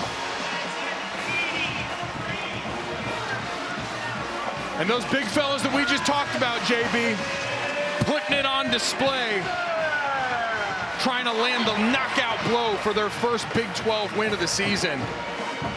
And just watch the right side of this offensive line when we get to take a look. I really think Cameron Kinney, since he's come into the lineup, has done such a great job setting a tone physically at the point of attack for this team, and it paves the way for that Nixon touchdown. Ruelas, part of a much improved special teams operation here in Orlando with the extra points. Go ahead and gaze upon some large excellence here on the right side. A great block by Carter Miller, just tossing him out the club. And then all Nixon needs is a seam. He puts his foot on the gas aware enough at the end to get his feet out of harm's way, the only tackle that could have brought him down, and strike up the band. Setting a physical tone at the point of attack. Carter Miller, really the heartbeat of that offensive line up front. We talked about the aspiring tattoo artist in the middle, paving a way there. Number 16 is wearing jersey number 20. How about Nixon? I mean, you want to talk about scoring from your side of midfield. You had the 96-yard kick return, UCF's first since 2017 against North Carolina A&T. His rushing touchdowns now this year have measured 66, 83, 87 yards. They said if you can give him a clear crease, he can hit a home run with the best of them. And you saw it there. Zone play, paved the way, and another big play for this UCF offense that's found plenty this afternoon. Again, they're heading into their bye. So if they've found something here, if they've turned a corner and they got a week to get right, they could be a problem in the second half of this league schedule as they go looking for bowl eligibility. A knuckleball off the tee that will scoot out of bounds. Free kick Giving the out Mountaineers some Buffalo's free field kicking position team. here. The ball will be placed at the 35-yard line. First down, West Virginia. Just as I had mentioned, the impact that Pete Alomar, the special teams coordinator, has had in the year-over-year kicking game improvement. Seen two quarterbacks today for West Virginia, and they've both struggled to move the sticks. Been a battle, no doubt. Tried to come out throwing with Scotty Fox Jr. in the beginning, gave way to the run game that gave him a spark, and now just trying to look for anything here late in this one. Calls his own number and toppled at the 40-yard line. DeMari Henderson made the hit. His twin brother Jakari, also a reserve DB for this defense.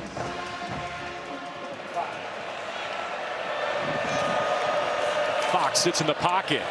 That ball was nearly intercepted. Good job by Troy Ford Jr. getting his hands on that one. Or sorry, excuse me, Jaden McDonald. Young player, they're just following his eyes right to the ball, getting their hands all over it.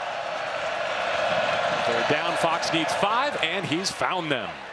Justin Smith-Brown from about an hour east of here. Port St. John, the 7-yard catch and conversion. First team All-MEAC at South Carolina State last year. And a great response by Scotty Fox Jr. Pressure, throws away from it, finds the easy target, and moves the chains. Long ride at the mesh point, he does give.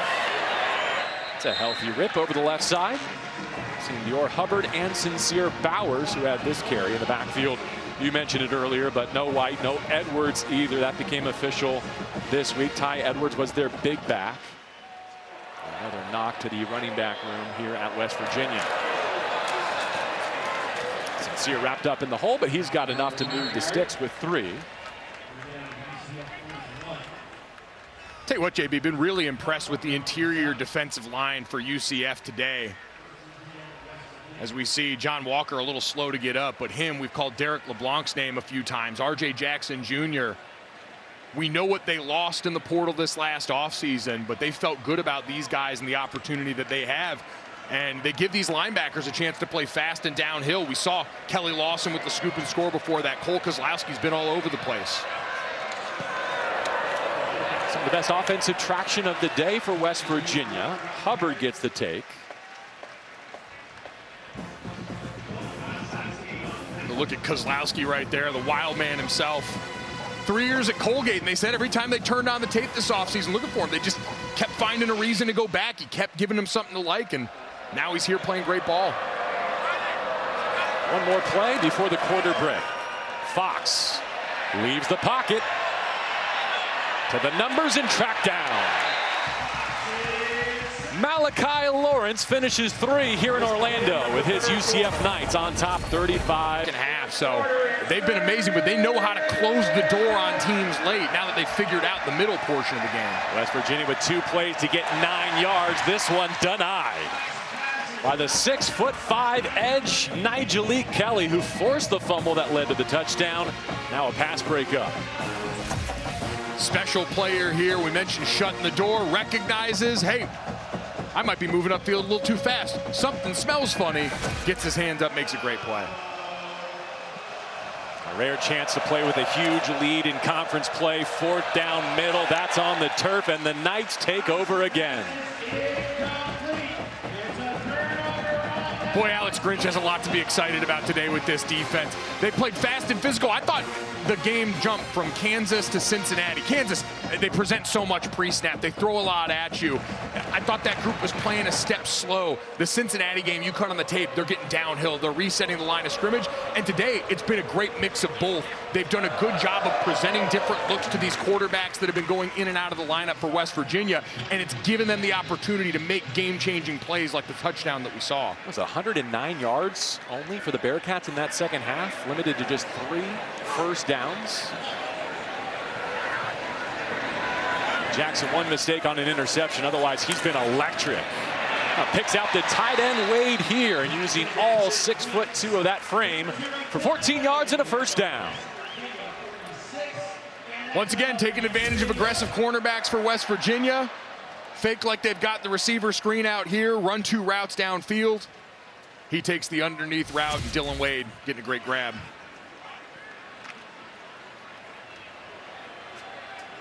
Wade had that outrageous highlight. Speaking of Cincinnati, remember the 30-yarder in the 4th quarter on a pass intended for Dwayne Thomas that deflected his way? An amazing play. I mean, we've seen some impressive plays all season long in the Big 12, but that one of the more unlikely. Video game glitch. I'd have had the controller through the screen if that happened to me. There's Montgomery, who had back-to-back 100-yard rushing games before last week, his return to Cincinnati. He's got 86 here and working. There's an injured defense look as good as we've seen it in 2025. Ben Bogle was the injured Mountaineer when we left you. He walked off under his own power. Little flea flicker here. Jackson eluding pressure. Did the right thing. That's right. Even to me, that play, a sign of maturity, preventing the worst possible outcome by putting the ball in harm's way. You see big personnel. Oh, they hit him for grounding here.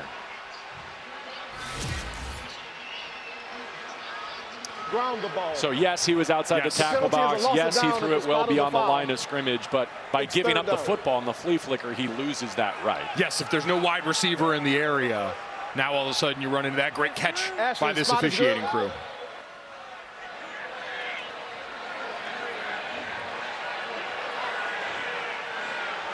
So I stand corrected. A special situation you've got to be aware of, but still on an otherwise strong performance from Taven Jackson. Always be cautious when Mike Golick Jr. is saying something kind about you. You never know when that other foot is going to fall. You know that better than anyone. Motion to empty. Clean platform here. Checks it down all the way wide to Nixon. Jackson. 12 yards, looked like a nothing play. Reads it through to exhaustion, and it gets him right back into West Virginia territory where they want to be. Another 4th down opportunity. Taven Jackson's arm's been deadly on this down all day. Throwing the football on 4th has been immensely successful. Running it, not so much. Going to throw it here on 4th down and 7. And using his cadence to shorten up 4th down a touch. And to get a look at the defense. Saw Chase Wilson coming down on what looks like a pressure and gets to check the play because of it. Wade, the tight end, flips to the left side. Game clock running, play clock down to 3. And they take the delay.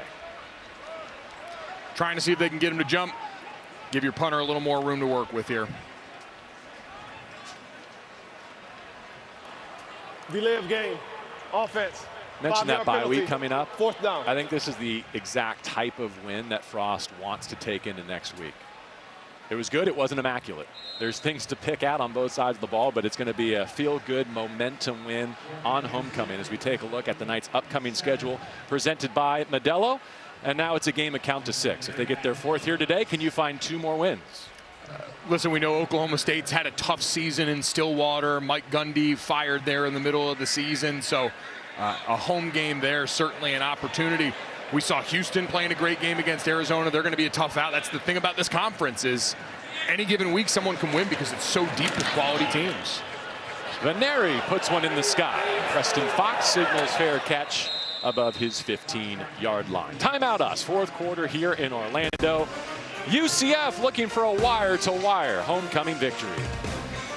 A ton of time with the kids who have lost their parents to help take their mind off the tough stuff. His mom, Crystal, she was an incredible athlete herself, a 1,000-point scorer, played college basketball at Fairmont State. And Rodney says this is something he cares about deeply. He just wants to help as many kids who are also struggling with what he went through as much as he can. And he wears a decal the rest of the season with his mom's initials on it. It's a butterfly, his mom's initials. So pretty incredible, the stuff that Rodney Gallagher is doing off the field as well as on. Look, I know Lauren's a great storyteller. I know she's got a lot of sway around these parts. I didn't know that she could also call a play for West Virginia to get Gallagher a catch while she was telling us that story. Unbelievable effort all the way around from Lauren, and just piggybacking on that.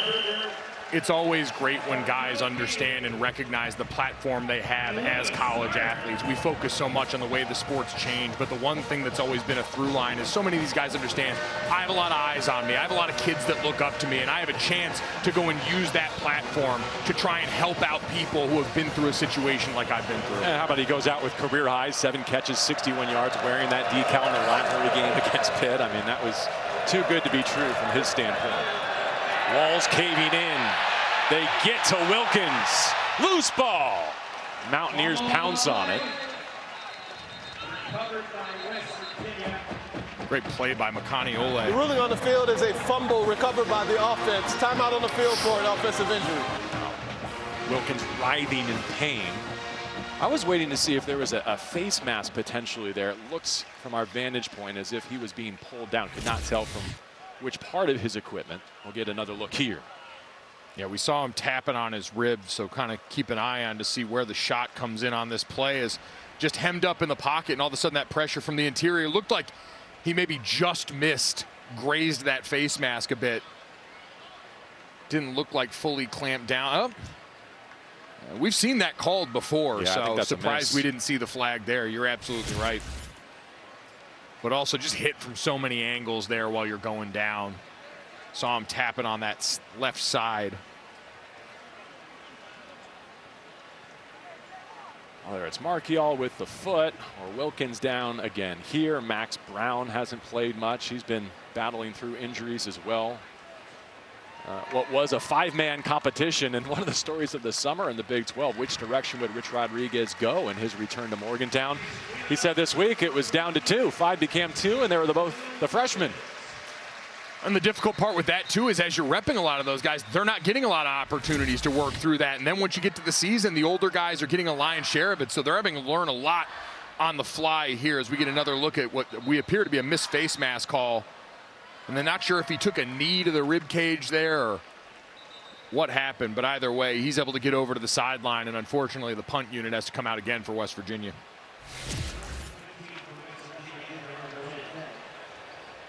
Still south of 200 yards of offense today, the Mountaineers on the road at UCF. The Knights, with this next possession, can eclipse 500 yards of total offense.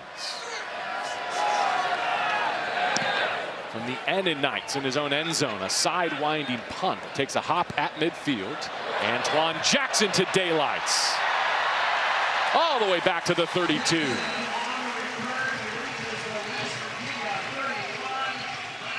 With that, let's go back for our Coca-Cola play of the game. Taven Jackson, 23 of 33 for 277 and 2 touchdowns. And this is the second of the 2 on 4th down to start the game. Beautiful touch pass. Gives his receiver a chance to make a play in stride, running out of real estate. That's the kind of NFL caliber throw that Scott Frost believed Jackson was capable of, and he put it on tape plenty today. I've seen a sprinkle of Belfort in some of those design QB runs, but this has been Jackson's show, and he's run it nearly to perfection. 1 interception, 1 intentional grounding, but 35 on the board and still 11 minutes to play against West Virginia. Montgomery in his backfield, and they will feed him. Jordan Walker with a nice run fit there. Ty Crutcher in on the play as well. Boy, you see Ben Bogle there, 32. He's still hobbling around, back on the field, but trying to shake off that injury. He's going to have to give way here to a backup. This linebacker room hit by injuries. Lost Ashton Woods recently. with his shoulder.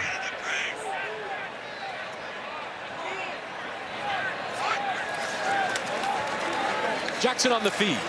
And again cut down. Tarnu with a nice penetration. Kora Tarnu, a senior from Liberia. One of the Jacksonville State transfers on this roster, so obviously played for Rich Rodriguez there. But he led him to Morgantown. He came first. He was one of the few who was a year before Rich Rod came over. Trendsetter, you might say. Blazing the trail. Kylan Fox, the motion man. Here comes a blitz from the linebacker level. Jackson has time. And sprays it wide of Miles Montgomery. As he peels himself up off the turf, you wonder if the time has come to maybe retire him for the day. This looks to be your starter moving forward. They do have the bye week, but with a 35-7 lead in less than 10 minutes to go, they will try a 51-yard field goal. Ruelas has knocked one through from 53 this year.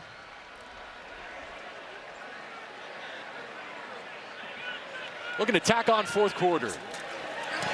Good operation, and it jumps off his foot. Bam!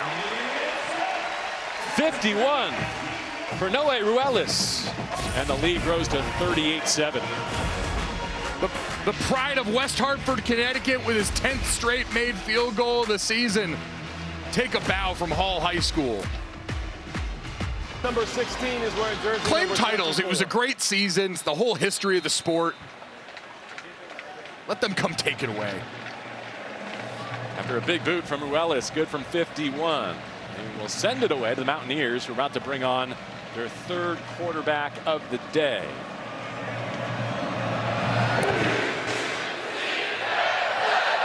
This one scoots into the end zone. Max Brown, the junior from Tulsa, is regarded as maybe the best athlete of the bunch. So here he comes in the fourth quarter. Oh, maybe not. He was warming up, but it's still Fox. False start on the broadcast booth. Yellow laundry everywhere up here right now. It's raining down. He's on the sideline ready. We saw him warming up during that last timeout. Look, I've got Tulsa roots. Anytime a Tulsa product has a chance to get in the game, I'm anticipating. Tulsa player loves to see JB coming.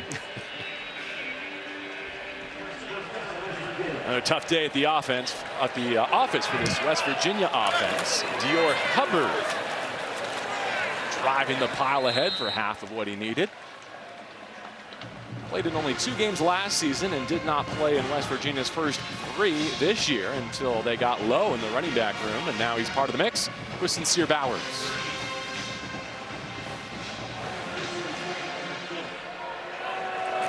Fox on the move right from the snap. Incomplete. Looking for Gerard Bowie.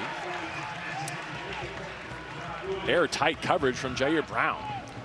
Yeah, honestly, great play by Bowie to become the defender on that play, because Brown basically ran the route for him, had great position in front of him. And Bowie comes over the top and just makes sure that doesn't end the ball going the other way. UCF on its way to its first ever win over West Virginia. 5th game of this series. Be the first league win for the Knights. Get them back above 500. Still 9 minutes to cover, though. Fox flat-footed. Incomplete. Wanted to feed Bowie again. That's the difficult part about the way this quarterback situation has shook out, right? Is the timing with receivers, something you can't get within rhythm. Quarterbacks talk all the time when you're part of a 2-man system where both guys can see action. It makes it tough for you to get into that rhythm with the guys on the outside, and that time had him open, just couldn't put the ball on him or in front of him. Now they're kicking the other way. Unfortunately for the Mountaineers, Oliver Straw's going to need an ice bath after this trip to Orlando. Hits another in the afternoon sky, and Antoine Jackson takes it just beneath his 30-yard line.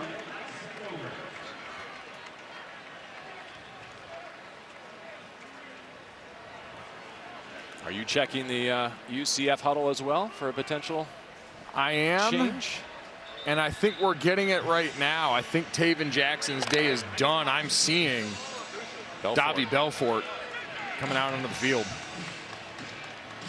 If that's not what you were looking for in your binoculars, I was going to be curious to find out. Looking for a hot dog guy in the stands.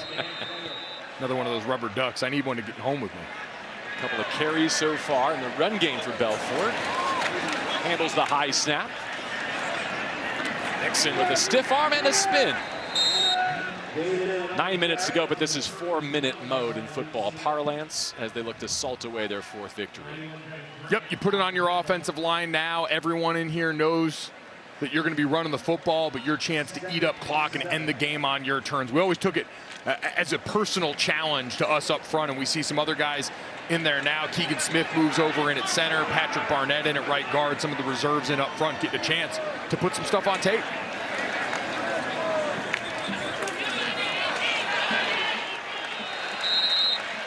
Adai is a reserve tailback.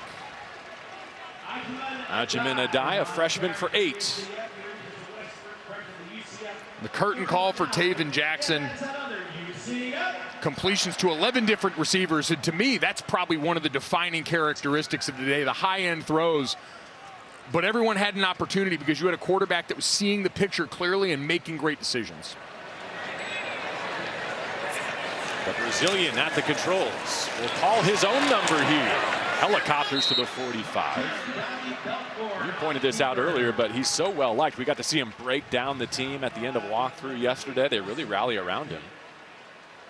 Some guys just have it. Now, I don't know how to define it, but that magnetism that brings people together, I think excites them about what he can do here eventually in his career at UCF. When you've got guys here, especially in this day and age, in the portal era where so much change happens year over year, to have a guy people naturally flock to is such an asset. Listed at 5'11", trying to close out this victory for the Knights. Do it in wire-to-wire fashion. Chance to spin it here. Thomas Wadsworth, in his 4th year at UCF, a junior from Melbourne, Florida, was the target.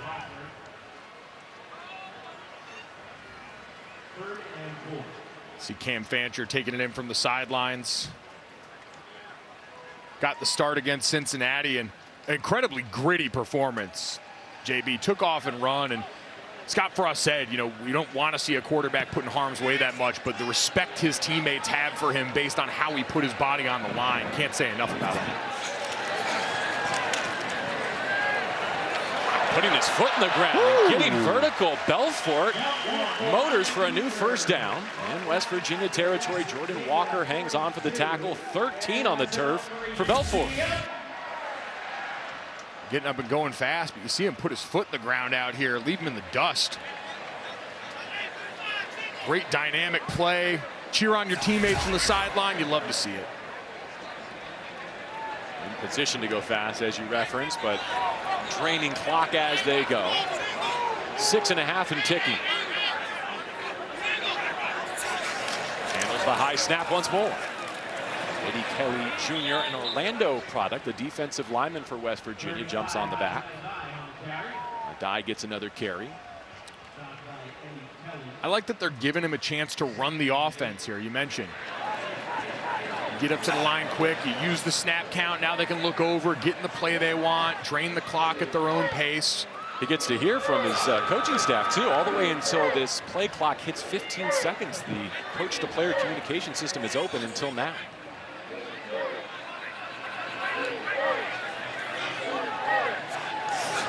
Davy out on the edge.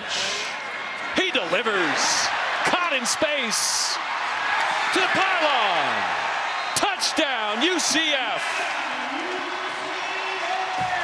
Caleb Rollerson from Davy Belfort. 40 on the number.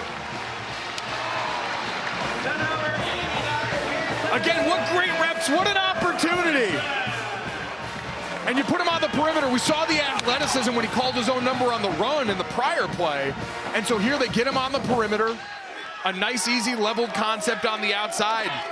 Wide open man dumps it off and got absolutely mobbed by the sideline. Scott Frost was not kidding. They love this dude. And they are fired up to see him get a chance to go out here and execute. What an exclamation point on homecoming weekend. And the finish from Rollerson. Got a referee down on a knee right now. But again, design boot. And just wide open at the second level there. And a great diving play. Looks like he was into me. I think this should be confirmed pretty easy. And then immediately getting the love from everyone on this sideline. You see that juice on full display. And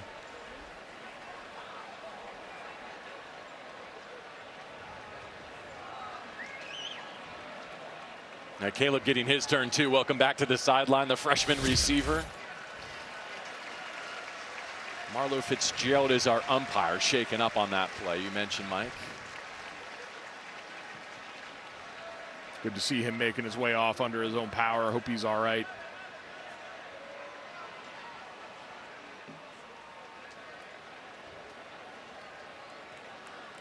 And JB, some people could see a score like that late and think maybe people are running up the score, maybe it's in poor form. But I think when you have backups in the game, you need to give them a chance to go out here and get live reps in game action. Try and take some of the things from the practice field for proof of concept so that they're ready if their number gets called on. Both of these teams have seen plenty of guys play quarterback. You don't know if you're going to need Davie Belfort in a game that matters going forward. And so making sure that he can go out here and execute all the machinations of your offense, I think is critical ruling for on the team field building. of a touchdown is under further review.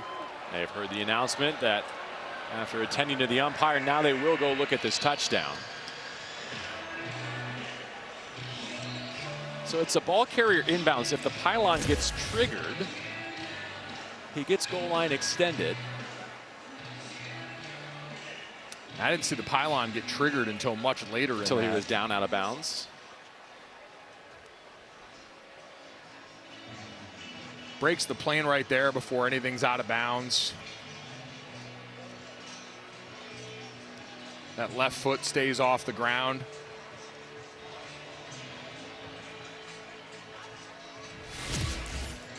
There's our Big 12 Replay Operations Center in Irving, Texas, monitoring all today's games.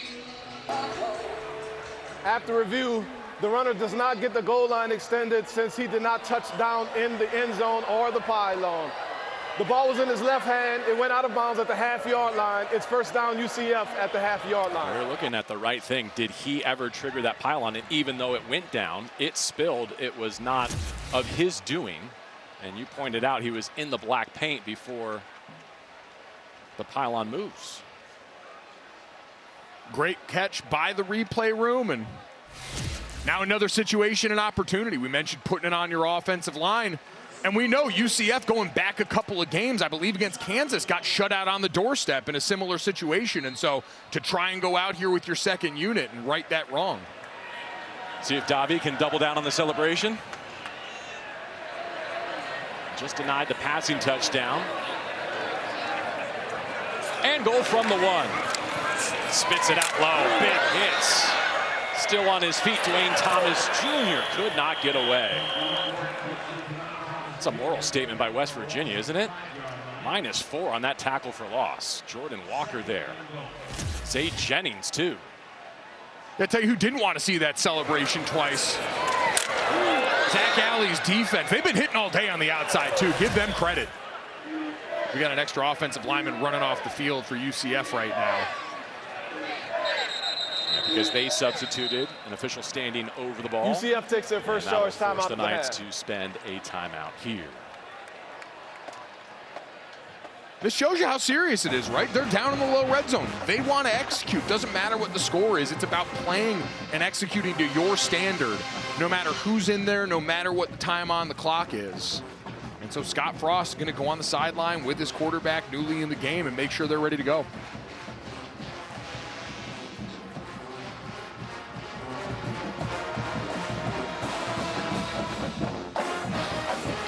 Our first visit to the Bounce House this season, it was a matchup of 0-3 teams in conference play. The Knights are going to get to 4-3 overall and get their first Big 12 victory, and they'll have a bye week to build off of it with Taven Jackson coming off a 277-yard passing day with a couple of scores.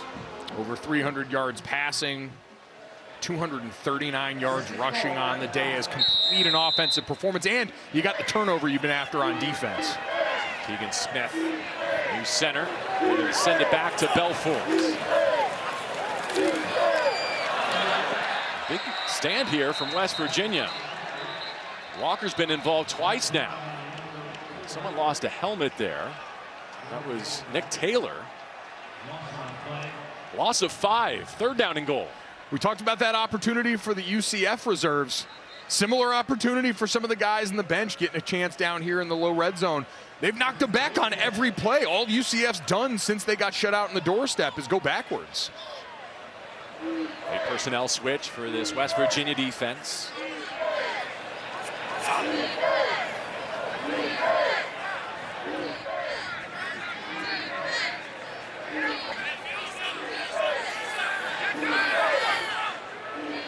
A freshman from Brazil trying to close this out for UCF. There's a clock malfunction. The play clock was stuck on 40 for a long time while the game clock was There's a malfunction with the play clock and the game clock. You know who I'm sure was letting him know that? The offensive line. Down there sitting in their stances for 30, 40 seconds. You think it's easy to tote 300 pounds around like that? Black unis in the sun. Oh, you're baking all day. I mean, don't get me wrong. The black's at least slimming. There was nothing worse than wearing your road whites. You've never seen a more self-conscious group of big boys in your life than a bunch of us on the road in the white uniforms in the mirror trying to just press the gut down any way you can. It's not going anywhere. It's permanent, the last I checked. Black unis look amazing. Man, they got to be hot down there. Please reset the game clock to 4 minutes, 40 seconds. Play clock to 40 seconds and start both on my signal. Thank you. All right, so a little accounting there. 4:40 on the game. Back to full 40 on the play clock, and they'll wind both when the ball is ready for play. And it's 3rd down and goal.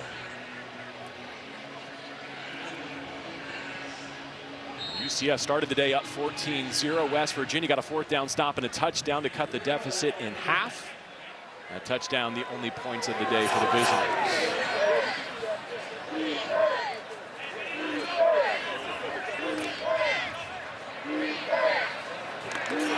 Belfort, once again, an off-frame snap.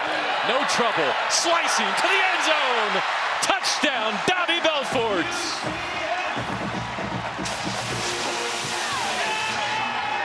He's got something to him, JB. That call and calling your own number in that spot, 3rd and 10 after all you've done is go back. What's the second time we've seen him leave someone touching grass in the open field? All started with the errant snap, too. He did not flinch. You know going in as a backup, too, it's never going to be perfect. It's a lot of guys that don't get a ton of reps together, and so to be able to cover up for some of those rough edges and make plays like that, impressive stuff from Belfort. Extra point is up and through. Here in game 7, 45 on the board for UCF, and back up. Davy Belfort punches it in here. You see here, they call zone read. He corrals that snap and doesn't want to compound it by trying to work through the mesh point there, where you can put it in the running back's hands, pull it out late. Coming back over and getting loved up by everyone.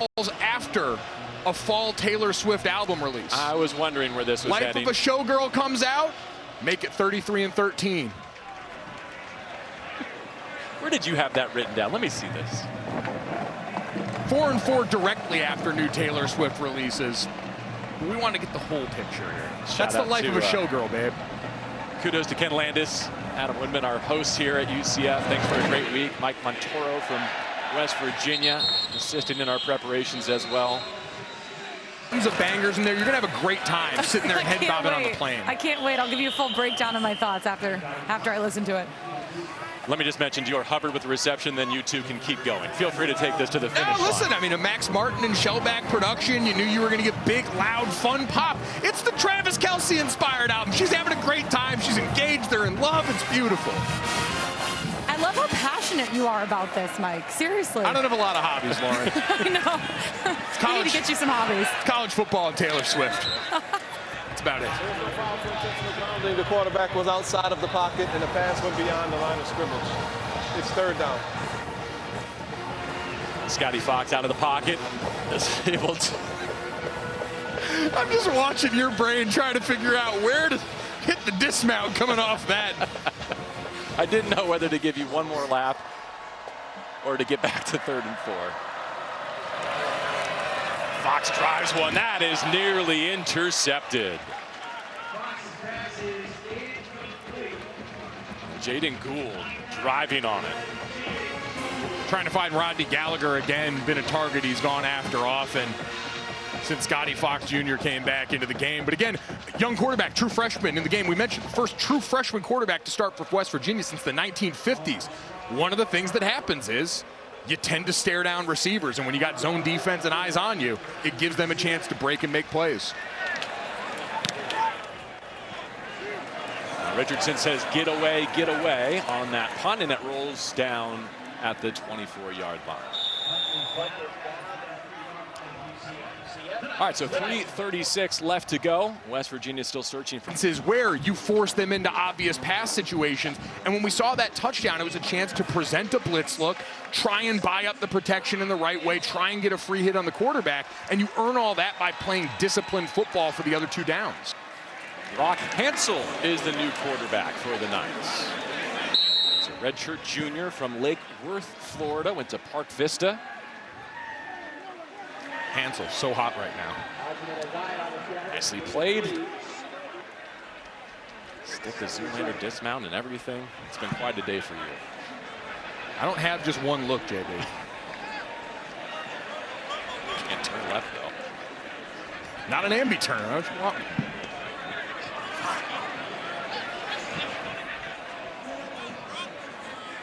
Final 3 minutes. We'll see how many references Golic has left.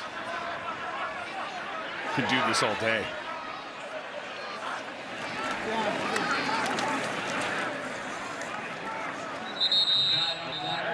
UCF's going to get its first win over West Virginia in program history here in its 5th try. They're going to snap their October losing skid, which dates back to before Scott's return trip to Orlando.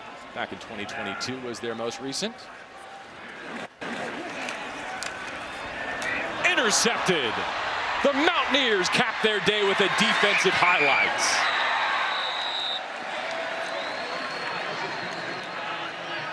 Walker dragged down at the 1. Great play by West Virginia on defense. We talked about the almost goal line stand on the other end. They're playing until the final echo of the whistle, too. As we see, new quarterback throws it into traffic over the middle. But how about Jordan Bridgewater at wide receiver?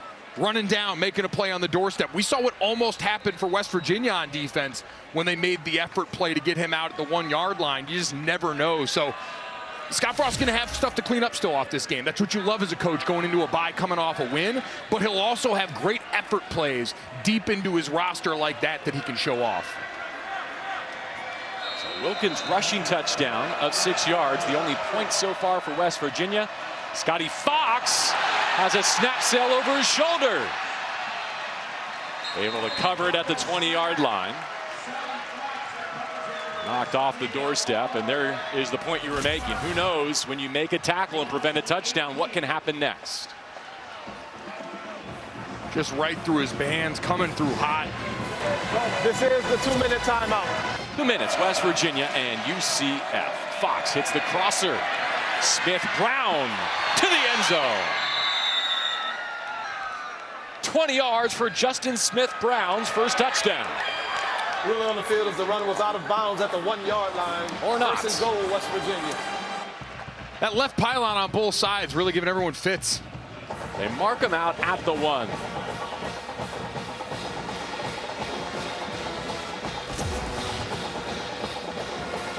Coming right at it now, so we'll get a good look here. Ball's in his right hand. It looks like he's inside the pylon. Should be a touchdown, but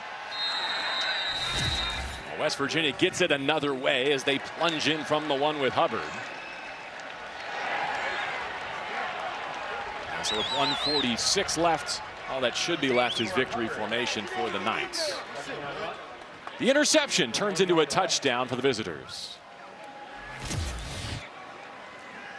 just right up the gut. You see both tight ends coming across the formation to seal that backside, and just a good tough run by Dior Hubbard, and overcoming the bad snap on the first play of that drive.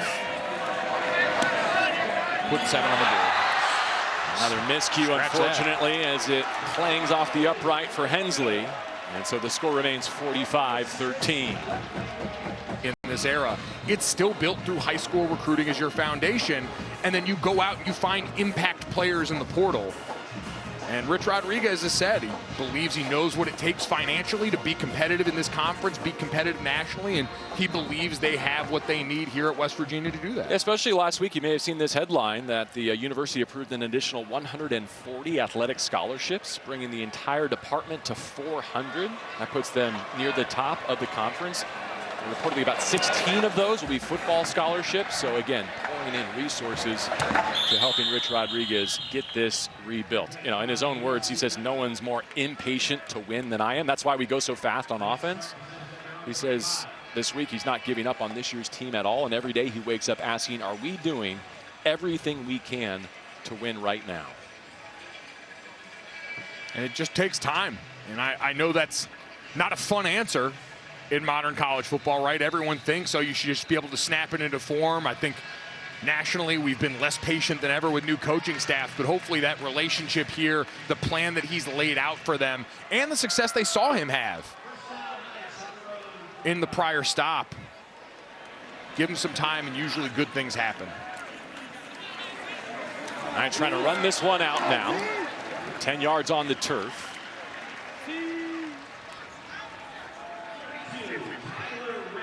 Tyler Wren, running back from Fort Pierce, Florida, makes an appearance. All the deep reserves getting an opportunity to find the box score here on homecoming weekend in Orlando.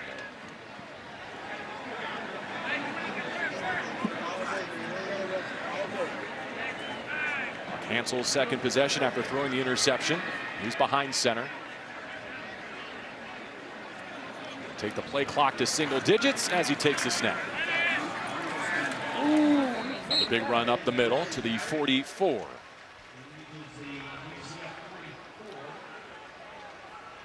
They don't go back to the reflection pool after the game, do they? Cool off after a long day in the sun. It could be nice. There's always room for a new tradition, and since you missed your first op yesterday, maybe redemption in store.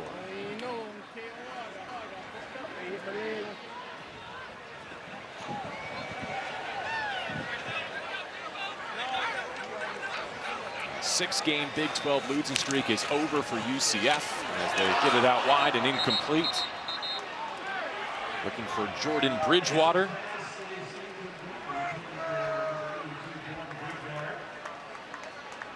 Have a chance for Hansel to air it out a little bit there.